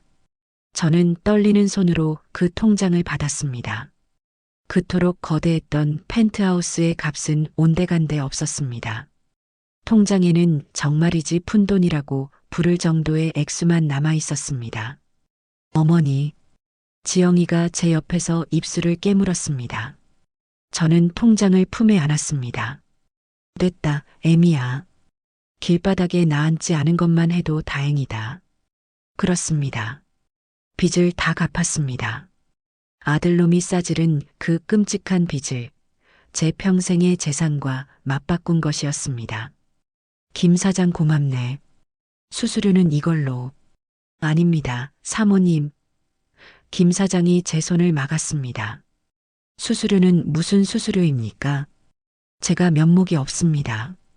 이런 사정인 줄도 모르고 이건 그냥 제 성의입니다. 김 사장은 오히려 제 손에 봉투 하나를 쥐어주었습니다. 저는 그것을 받을 수 없다고 사양했지만 김 사장은 끝까지 고집을 부렸습니다. 저와 지영이는 빈털터리가 되어 부동산을 나왔어요. 이제 저희는 갈 곳이 없었습니다. 애미야, 일단 병원 근처로 가자. 예. 유민이 치료받아야지. 병원 근처에 작은 방이라도 하나 구해보자. 이 돈이면 보증금은 어떻게든 될 게다. 저는 제 시골에 마지막으로 남겨두었던 그 작은 밭, 아들놈이 그토록 탐내던 그 밭대기를 떠올렸습니다. 그리고 나한테 아직 밭이 하나 남아있다. 그것도 팔면 유민이 수술비는 어떻게든 마련할 수 있을 게다. 며느리는 길 한복판에서 저를 붙잡고 다시 울기 시작했습니다. 어머니 저 때문에, 저랑 유민이 때문에 어머니 평생을. 그런 소리 마라. 저는 며느리를 다독였습니다. 돈은 있다가도 없는 것이다. 하지만 사람은 잃으면 그만이야. 유민이는 우리가 살려야 한다. 저희는 그 길로 병원 근처의 오래된 동네를 찾아갔습니다. 펜트하우스의 화려함과는 비교도 되지 않는 낡고 허름한 연립주택이었습니다. 이 집이 좋겠구나. 제가 고른 곳은 햇볕이 잘 드는 2층의 작은 집이었어요. 방 2칸에 작은 거실 겸 부엌이 전부였죠. 펜트하우스의 화장실보다도 작은 공간이었습니다. 어머니 여긴 너무. 아니다. 여기가 좋다. 저는 벽에 붙은 보일러 조절기를 만져보았습니다. 이것 봐라. 보일러가 아주 잘 돌아간다. 이 정도면 우리 유민이 춥지 않게 지낼 수 있겠다. 저는 남은 돈과 김 사장이 쥐어준 돈, 그리고 밭을 팔기로 계약한 돈까지 전부 끌어모았습니다. 낡은 집에 보증금과 월세를 내고 유민이의 수술 날짜를 잡았습니다. 이사하는 날 저희의 짐은 단출했습니다. 펜트하우스의 그 화려한 가구들은 이미 민수의 빚 때문에 모두 압류당한 뒤였습니다. 저희는 이불 몇 채와 옷까지, 그리고 제가 가져온 된장 단지만을 들고 새 집으로 들어왔습니다. 애미야, 밥 먹자. 아무것도 없는 텅 빈 거실 바닥에 저희는 신문지를 펴고 앉았습니다. 제가 편의점에서 사온 즉석밥과 컵라면이 전부였습니다. 하지만 이상하게도 그 차가운 펜트하우스에서 먹던 배달 음식보다 훨씬 맛있었습니다. 어머니 정말 괜찮으세요? 그럼 괜찮고 말고. 저는 웃었습니다. 이제 다시 시작하면 된다. 우리 셋이서. 그리고 며칠 뒤 유민이의 수술 날이 밝았습니다. 저와 지영이는 수술실 앞 복도에서 뜬 눈으로 밤을 새웠습니다. 지영이는 두 손을 모으고 기도하느라 정신이 없었습니다. 저는 그저 굳게 닫힌 수술실 문만 바라보았어요. 시간이 마치 영원처럼 흘러갔습니다. 그리고 마침내 수술실 문이 열리고 의사가 나왔습니다. 유민이 보호자분. 지영이가 의사에게 달려갔습니다. 선생님, 우리 유민이는요? 의사는 지친 얼굴로 마스크를 벗으며 희미하게 웃었습니다. 수술 성공적입니다. 아이 의지가 아주 강하네요. 그 말을 듣는 순간 지영이가 그 자리에 주저앉았습니다. 저는 벽을 짚고 겨우 서 있었습니다. 눈물이 제 뺨을 타고 하염없이 흘러내렸습니다. 고맙습니다. 선생님 정말 고맙습니다. 저는 수술실 복도 바닥에 주저앉아 평생 흘릴 눈물을 그날 다 흘린 것 같습니다. 펜트하우스를 잃고 아들을 잃었지만 저는 제 손자를, 제 가족을 되찾았습니다. 1년이라는 시간이 흘렀습니다. 그동안 참 많은 일이 있었죠. 유민이는 기적처럼 건강을 되찾았습니다. 항암 치료의 부작용으로 빠졌던 머리카락도 이제는 제법 씩씩하게 자라나 까까머리가 아주 귀여운 아이가 되었습니다. 저희 셋은 그 낡은 연립주택에서 새로운 삶을 시작했습니다. 저는 며느리 지영이와 함께 작은 반찬 가게를 열었어요. 제가 평생 시골에서 담갔던 된장과 장아찌, 그리고 지영이의 깔끔한 음식 솜씨가 더해져 동네에서는 제법 입소문이 났죠.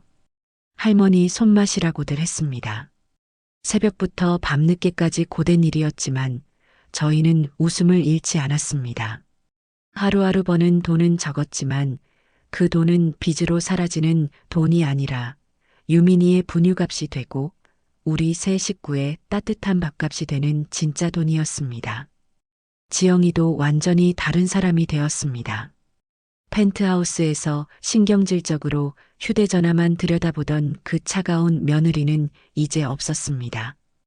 지영이는 시장 사람들과 스스럼 없이 농담을 주고받고 유민이를 업고 씩씩하게 배달을 나가는 억척스러운 엄마이자 제 딸이 되었습니다.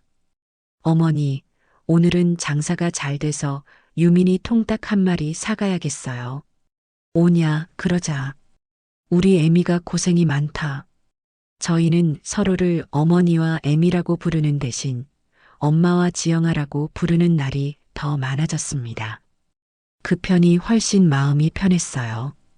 그렇게 모든 것이 제자리를 찾아가던 어느 추운 겨울날이었습니다. 마지막 배달을 마치고 지영이와 함께 가게 문을 닫고 집으로 돌아오는데 저희 집 골목 어귀에 웬 낯선 남자가 쭈그려 앉아 있었습니다. 행색이 말이 아니었습니다. 다해진 겨울 외투에 신발은 다 뜯어져 있었고 얼굴은 검게 그을리고 수염이 덥수룩했습니다. 누구신데 남의 집 앞에서. 지영이가 경계하며 남자에게 다가갔어요. 남자가 천천히 고개를 들었습니다. 지영아. 그 목소리를 듣는 순간 저와 지영이는 그 자리에 얼어붙었습니다. 1년 만에, 아니, 지옥에서 돌아온 것 같은 그 얼굴은 제 아들 민수였습니다. 지영이의 손에서 들고 있던 장바구니가 바닥으로 떨어졌습니다. 당신이 여길 어디라고. 며느리는 분노보다 놀라움에 말을 잇지 못했습니다. 민수는 저희를 보고도 일어날 기력조차 없는 듯 했습니다. 녀석은 1년 전 그 펜트하우스를 뛰쳐나갔던 모습과는 완전히 다른 사람이 되어 있었습니다. 오만하고 뻔뻔했던 그 눈빛은 사라지고 삶에 완전히 찌들어 모든 것을 포기한 짐승의 눈빛만 남아 있었습니다. 어머니 지영아, 나 그냥 유민이 얼굴이라도 한번. 녀석은 말을 잇지 못하고 기침을 터뜨렸습니다. 몸이 아주 상한 것 같았습니다. 여기가 어디라고 와. 당신이 우리한테 무슨 짓을 했는데. 유민이 당신 때문에 죽을 뻔했어. 알아?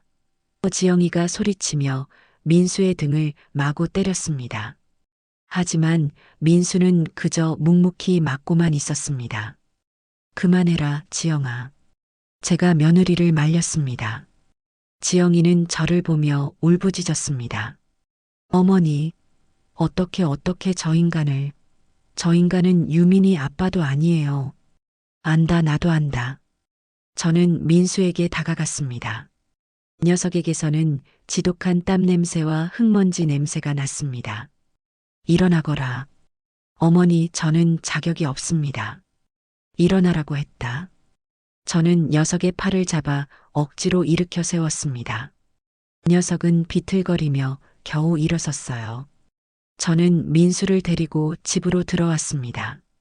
지영이는 분을 이기지 못하고 밖에서 울고 있었죠. 집에 들어오자 방에서 유민이가 뛰어나왔습니다. 할머니다. 엄마.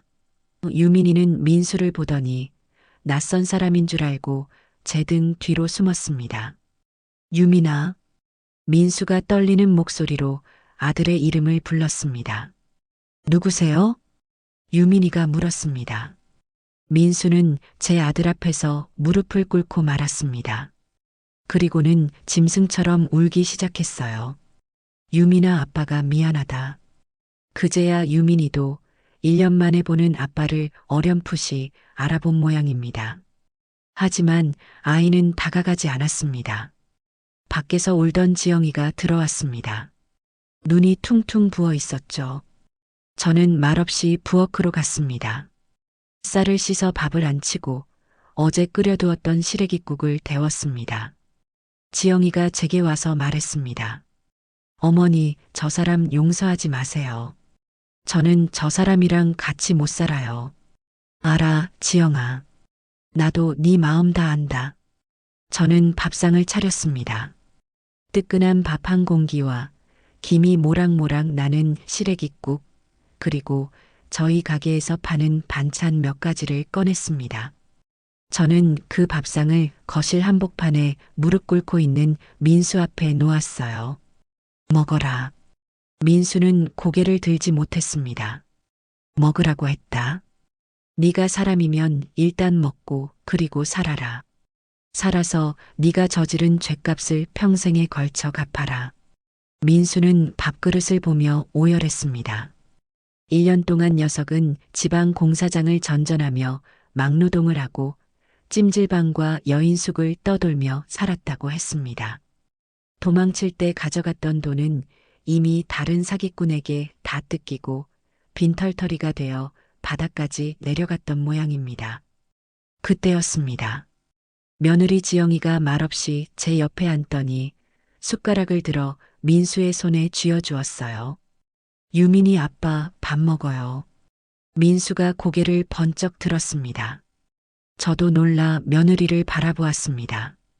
지영이의 눈은 여전히 붉게 충혈되어 있었지만 그 눈빛은 분노가 아니라 연민이었습니다. 밥 먹어요.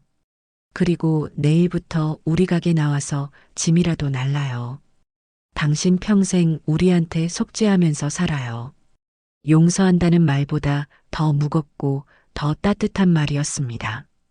민수는 숟가락을 쥔 채 밥알을 눈물과 함께 삼켰습니다.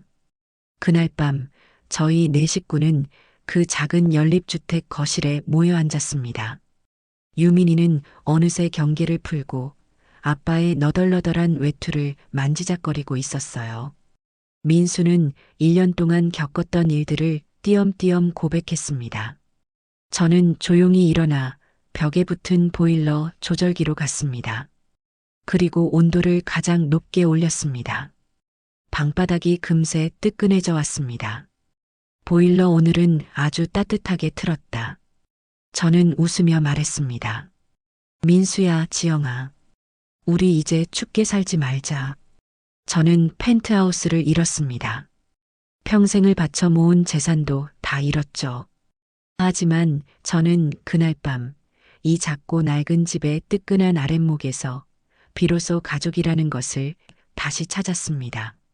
얼음장 같던 그 50층 펜트하우스가 아니라 서로의 온기를 나눌 수 있는 이 작은 집이야말로 제가 평생 원했던 진짜 내 집입니다.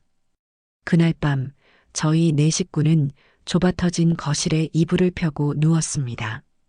유민이는 제 옆에, 그리고 며느리 지영이는 문가 쪽에, 민수는 그 반대편 구석에 마치 죄인처럼 웅크리고 잠을 청했죠.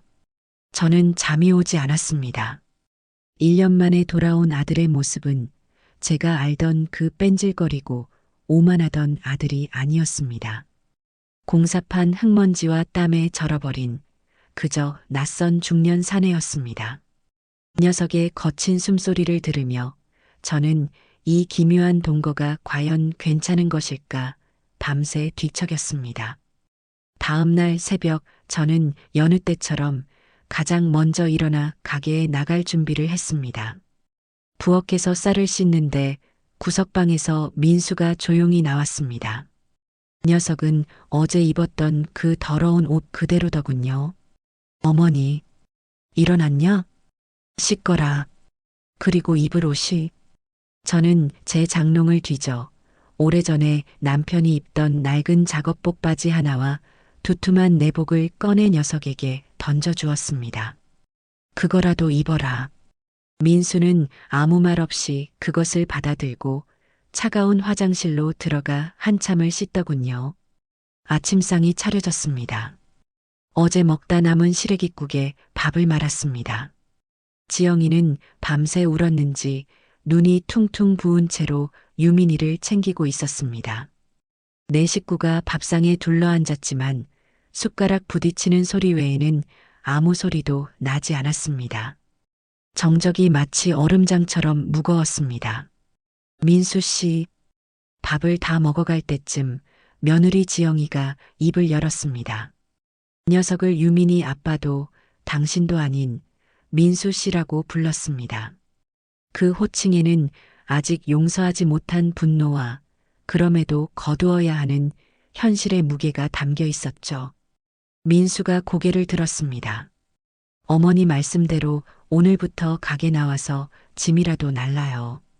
대신 분명히 말해두겠어요. 지영이는 숟가락을 내려놓고 민수를 똑바로 쏘아보았습니다. 우리가 민수 씨를 다시 받아준 거 아니에요. 민수 씨는 유민이한테 그리고 어머니한테 평생 속죄해야 할 죄인이에요. 아시겠어요? 알아, 지영아. 그리고 가게에서는 사장님이라고 부르세요. 뭐? 가게 사장은 저하고 어머니예요. 민수 씨는 그냥 일꾼이고요. 허튼 생각하지 말고 시키는 일이나 똑바로 해요. 며느리의 말은 칼처럼 차가웠습니다. 저는 그 말을 묵묵히 들었습니다. 저게 맞는 말이었습니다. 민수는 죗값을 치러야 했습니다. 그렇게 녀석의 첫 출근이 시작되었습니다. 저희 반찬 가게는 시장 초입에 있는 작은 가게였습니다. 새벽부터 장사 준비를 하려면 정신이 하나도 없죠. 민수 씨, 지영이가 가게 문을 열며 소리쳤습니다. 거기 멀뚱히 서 있지 말고 저기 배추 트럭 온 거 안 보여요? 가서 받아와요. 배추 100포기. 100포기. 민수는 어안이 벙벙한 표정이었습니다. 펜트하우스에서 서류 가방만 들고 다니던 녀석입니다. 어떻게는 무슨, 그냥 들고 오면 되지. 민수는 쭈뼛거리며 트럭으로 갔습니다. 배추 한 망을 드는데 녀석의 다리가 후들거리는 것이 보였습니다. 1년 동안 막노동을 했다고는 하지만 그동안 굶주리고 병들었던 탓에 몸이 완전히 망가져 있었습니다. 녀석은 배추 한 망을 어깨에 메고 오다가 그만 가게 문턱에 발이 걸려 그대로 고꾸라졌습니다. 와르르 배추가 바닥에 다 쏟아졌습니다. 아이고, 저 바보. 시장 입구에서 떡을 팔던 최 여사가 혀를 찼습니다. 아니, 박 사장, 저 양반은 누구요? 일 하나 똑바로 못하네. 민수의 얼굴이 시뻘겋게 달아올랐습니다. 녀석은 제 평생 누구 앞에서 저런 수모를 당해본 적이 없었겠죠. 죄송합니다. 죄송하면 배추값이 나와요? 지영이가 차갑게 말했습니다. 그거 다 주어요. 그리고 흙 묻은 잎 하나하나 다 떼어내요. 오늘 김치 담가야 하니까. 저는 녀석이 불쌍했지만 차마 거들어줄 수가 없었습니다. 민수는 차가운 시멘트 바닥에 쪼그려 앉아 흙 묻은 배추를 하나하나 주워 담았습니다. 그날 하루 종일 녀석은 재앙 덩어리였습니다. 양파를 까라고 시켰더니 눈이 맵다며 눈물 콧물을 다 쏟아내고 어머니 저 눈이 원래 양파는 눈물 콧물 쏟으면서 까는 거다. 그 눈물 네가 흘려야 할 눈물이라고 생각해라. 저는 매몰차게 말했죠. 무거운 깍두기 무통을 나르다가 발등을 찧어 피가 나기도 했습니다. 민수 씨, 정신 안 차려요. 그러다 큰일 나요. 지영이의 고함 소리가 가게를 울렸습니다. 점심시간이 되어 가게 뒷마루에서 밥을 먹었습니다. 민수는 밥알을 씹는지 돌을 씹는지 모르는 표정이었습니다. 녀석은 밥을 먹다 말고 퉁퉁 부은 제 손을 멍하니 바라보더군요. 평생 과수원에서 일해 굵어진 제 손마디였습니다. 어머니 손이, 왜 내 손이 뭐, 일하는 사람 손이 다 이렇지. 밥이나 먹어라. 오후에는 배달 가야 하니까. 오후가 되자 지영이가 낡은 배달용 자전거를 끌고 왔습니다. 민수 씨, 이거 타고 저기 신개발 아파트 3단지 105동 701호에 이 김치 좀 갖다 줘요. 자전거? 그럼 차라도 내줄까요? 우리 가게에 차 없는 거 안 보여요? 민수는 당황했습니다. 수억 원짜리 외제차를 굴리던 녀석입니다. 아니 내가 길을 여기 주소 적어줬잖아요. 유민이도 찾는 길이에요. 얼른 다녀와요. 손님 기다리셔요. 민수는 결국 그 녹슨 자전거에 올라탔습니다. 반찬통이 가득 담긴 바구니를 앞에 싣고 비틀거리며 페달을 밟았습니다. 그 뒷모습을 보는데 참 만감이 교차했습니다. 저렇게라도 죗값을 치러야 했습니다. 그런데 녀석이 배달을 가고 한참이 지나도 돌아오지 않았습니다. 1시간, 2시간이 지나자 지영이가 초조해하기 시작했습니다. 아니, 이 인간이 또 도망쳤나? 반찬값 들고 튄 거 아니야? 어머니, 어떡해요. 내가 저 인간을 믿는 게 아니었는데. 지영이가 가게 앞치마를 벗어 던지고 뛰쳐나가려는 순간이었습니다. 저 멀리서 민수가 자전거를 끌고 오고 있었습니다. 녀석은 절뚝거리고 있었고 무릎팍은 다 깨져서 피가 흐르고 있었습니다. 민수 씨, 이게 무슨... 오다가 내리막길에서 넘어져서 그 김치가... 녀석은 차마 말을 잇지 못했습니다. 자전거 앞 바구니는 텅 비어 있었습니다. 배달 가던 김치를 길바닥에 다 쏟아버린 모양이었습니다. 당신 정말... 지영이가 손을 부들부들 떨었습니다. 죄송합니다. 제가 다 물어낼게요. 물어내? 뭘로? 당신 주머니에 10원 한 푼 없으면서. 그때였습니다. 저희 가게에 손님 한 분이 헐레벌떡 뛰어들어왔습니다. 신개발 아파트 701호 아주머니였습니다. 사장님, 아이고 이거 어떡해. 무슨 일이세요? 아니, 배달 오신 분이 글쎄 아파트 입구 내리막에서 넘어져서 김치를 다 쏟으셨더라고요. 근데 이 양반이 글쎄... 아주머니의 말에 따르면 민수는 넘어져서 김치를 다 쏟고는 그 자리에 주저앉아 아스팔트 바닥에 흩어진 그 김치를 손으로 주워 담으려고 했다는 겁니다. 아주머니 죄송합니다. 이거 제가 다시 담아드릴게요. 녀석은 무릎에서 피가 철철 흐르는 것도 모르고 그 흙먼지 묻은 김치를 손으로 움켜쥐고 울고 있었다고 했습니다. 701호 아주머니가 기겁을 해서 괜찮다고 그냥 두시라고 말리고 왔다는 겁니다. 지영이는 그 말을 듣고 그 자리에 주저앉았습니다. 민수는 가게 구석에 서서 고개도 들지 못했습니다. 민수 씨, 지영이가 낮은 목소리로 불렀습니다. 일단 가서 약 발라요. 그날 저녁 집으로 돌아오는 길은 어제보다 더 무거웠습니다. 민수는 절뚝거리며 저희 뒤를 따랐습니다. 집에 돌아오자 녀석은 밥도 마다하고 구석방으로 들어가 버렸습니다. 지영아, 제가 며느리를 불렀습니다. 네, 어머니. 저놈 저러다 죽을지도 모르겠다. 그래도 어쩌겠냐. 저것도 다 저놈이 짊어져야 할 몫이다. 저는 밥 한 그릇을 따로 퍼서 구급상자와 함께 민수의 방문 앞에 놓아주었습니다. 죽지 말고 먹어라. 내일은 배추 100폭이 더 들어온다. 문 안쪽에서 녀석이 어깨를 들썩이며 우는 소리가 희미하게 들려왔습니다. 속죄의 무게는 그렇게 녀석의 망가진 몸과 마음을 짓누르고 있었습니다. 그렇게 며칠이 더 흘렀습니다. 민수는 말이 없었습니다. 그저 묵묵히 지영이가 시키는 대로, 제가 시키는 대로 일했습니다.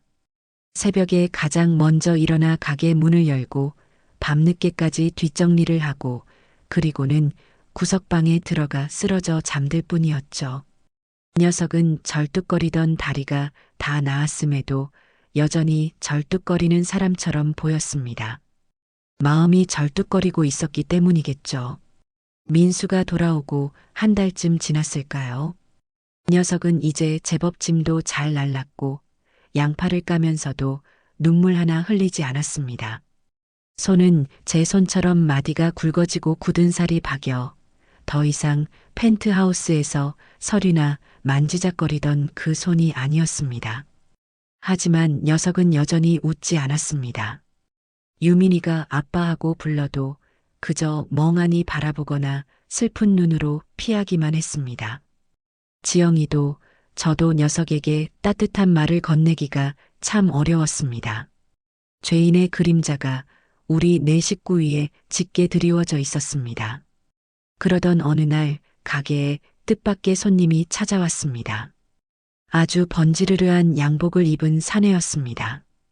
녀석은 가게 안을 쓱 둘러보더니 구석에서 물을 닦고 있는 민수를 발견하고는 눈을 크게 떴습니다. 아니, 김 사장, 여기서 지금 뭐 하는 거야? 민수의 어깨가 돌처럼 굳었습니다. 녀석은 고개를 들지 못했습니다. 아이고, 이게 얼마만이야. 내가 김 사장 찾으려고 얼마나.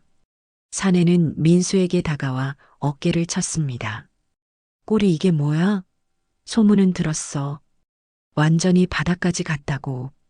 하, 인생 그런 거지. 저는 그 사내를 노려보았습니다. 민수와 함께 사업이라는 것을 하던 그 부류의 인간이었습니다. 그런데 김 사장, 사내가 목소리를 낮췄습니다. 내가 아주 좋은 물건을 하나 찾았거든. 이번엔 진짜야. 땅인데 개발 정보가 아주 확실해. 김 사장, 너가 예전에 그 수완 반만 발휘하면 이거 한 방에 펜트하우스? 그거 다시 살 수 있어. 한 방. 그 말이 제 귀에 대모처럼 박혔습니다. 민수는 여전히 고개를 숙인 채 무만 닫고 있었습니다. 왜 이래, 김 사장? 설마 이 반찬 가게에서 평생 썩을 거야? 너가 이런 일이나 할 사람이야?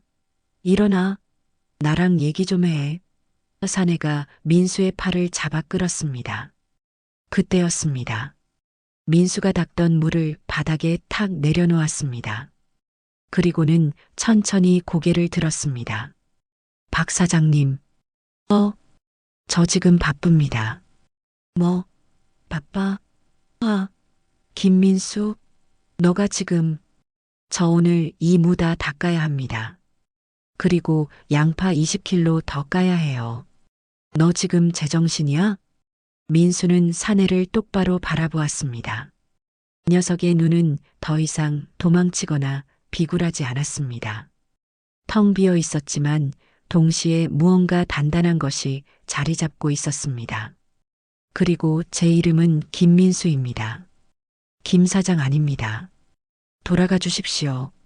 저희 가게 지금 한창 바쁩니다. 사내는 어이가 없다는 듯이 헛웃음을 치더니 아이고, 사람 완전히 망가졌네. 망가졌어. 쯧쯧 혀를 차며 가게를 나갔습니다. 저는 그 모든 광경을 숨죽여 지켜보았습니다. 민수는 아무 일도 없었다는 듯이 다시 쪼그려 앉아 물을 닦기 시작했습니다. 지영이도 말없이 김치를 버무리고 있었습니다. 하지만 저는 보았습니다. 김치를 버무리던 며느리의 눈에서 눈물 한 방울이 붉은 양념 속으로 떨어지는 것을. 그날 저녁 집으로 돌아왔습니다. 유민이가 감기에 걸렸는지 콜록거리며 열이 조금 올랐습니다. 펜트하우스에서의 그 끔찍했던 기억이 떠올라 지영이의 얼굴이 하얗게 질렸습니다. 어머니 어떡해요? 유민이 또. 괜찮아, 애미야. 병원 가자. 저와 지영이가 허둥지둥 옷을 챙겨 입는데 구석방에서 민수가 나왔습니다. 녀석은 말없이 유민이에게 다가가 제 굳은 살 박인 손을 아이의 이마에 대어 보았습니다. 지영아. 녀석이 며느리를 불렀습니다. 괜찮아, 그냥 감기야. 당신이 뭘 안다고. 알아. 민수가 말했습니다. 내가 공사판에서 비 맞고 굴러봐서 알아. 이 정도 열은 괜찮아. 병원 가기 전에 일단 내가. 민수는 부엌으로 가더니 물수건을 적셔왔습니다. 그리고는 1년 전 그토록 외면했던 제 아들 유민이를 제 품에 안았습니다. 유민아, 아빠가 미안하다. 아빠가 지켜줄게. 녀석은 유민이를 품에 안고 뜬 눈으로 밤을 지새웠습니다. 펜트하우스에서 저를 어른방에 가두고 제 자식이 아픈 것조차 외면했던 그 아들이 아니었습니다. 녀석은 젖은 수건을 갈아주며 아이의 등을 토닥이며 밤새 미안하다, 미안하다 하고 속삭였습니다. 지영이는 그 모습을 보며 소리 없이 울었습니다. 저도 제 방에서 그 모습을 보며 울었습니다. 다음 날 유민이의 열은 거짓말처럼 내렸습니다. 시간이 흘러 두 번째 겨울이 찾아왔습니다. 저희 반찬 가게는 제법 자리를 잡았습니다. 저희는 그 좁은 월세방을 떠나 조금 더 넓은 낡았지만 방이 3개인 연립주택으로 전세 이사를 가게 되었습니다. 이삿날 짐이라고는 얼마 되지 않았습니다. 민수가 묵묵히 짐을 날랐습니다. 마지막으로 저희 가게의 가장 큰 재산인 보일러를 떼어왔습니다. 아니, 새로 샀습니다. 녀석이 그동안 가게에서 일하며 받은 푼돈을 한 푼도 쓰지 않고 모아서 가장 좋은 것으로 샀다고 했습니다. 새 집에 민수가 직접 그 보일러를 설치했습니다. 막노동판에서 배운 기술이라며 땀을 뻘뻘 흘리며 연통을 잇고 밸브를 잠갔습니다. 다 됐다. 녀석이 보일러 스위치를 올렸습니다. 웅 하는 소리와 함께 방바닥이 금세 뜨끈해져 왔습니다. 그날 저녁 저희 4식구는 이사 온 집, 그 뜨끈한 거실 바닥에 둘러앉았습니다. 이삿날에는 자장면이죠. 4식구가 코를 박고 자장면을 먹었습니다. 어머니, 민수가 저를 불렀습니다. 왜? 방 따뜻하세요? 저는 녀석을 보며 웃었습니다. 2년 만에 처음으로 아들을 보며 웃었습니다. 그래, 아주 뜨끈하니 좋다. 다신 어머니 춥게 안 사실 거예요. 민수가 눈물을 애써 삼키며 말했습니다. 지영이도 유민이도 제가 평생 따뜻하게 해줄게요. 며느리 지영이가 그런 민수의 밥그릇 위에 단무지 하나를 툭 올려주었습니다. 면 불어요. 밥이나 먹어요, 유민이 아빠. 저는 그 모습을 보며 조용히 눈을 감았습니다. 하늘 꼭대기에 있던 그 50층 펜트하우스, 그 얼음장 같던 집은 제 집이 아니었습니다. 지금 이 낡은 연립주택 1층, 보일러 소리가 요란하게 울리는 이 뜨끈한 아랫목이야말로 제 진짜 집입니다.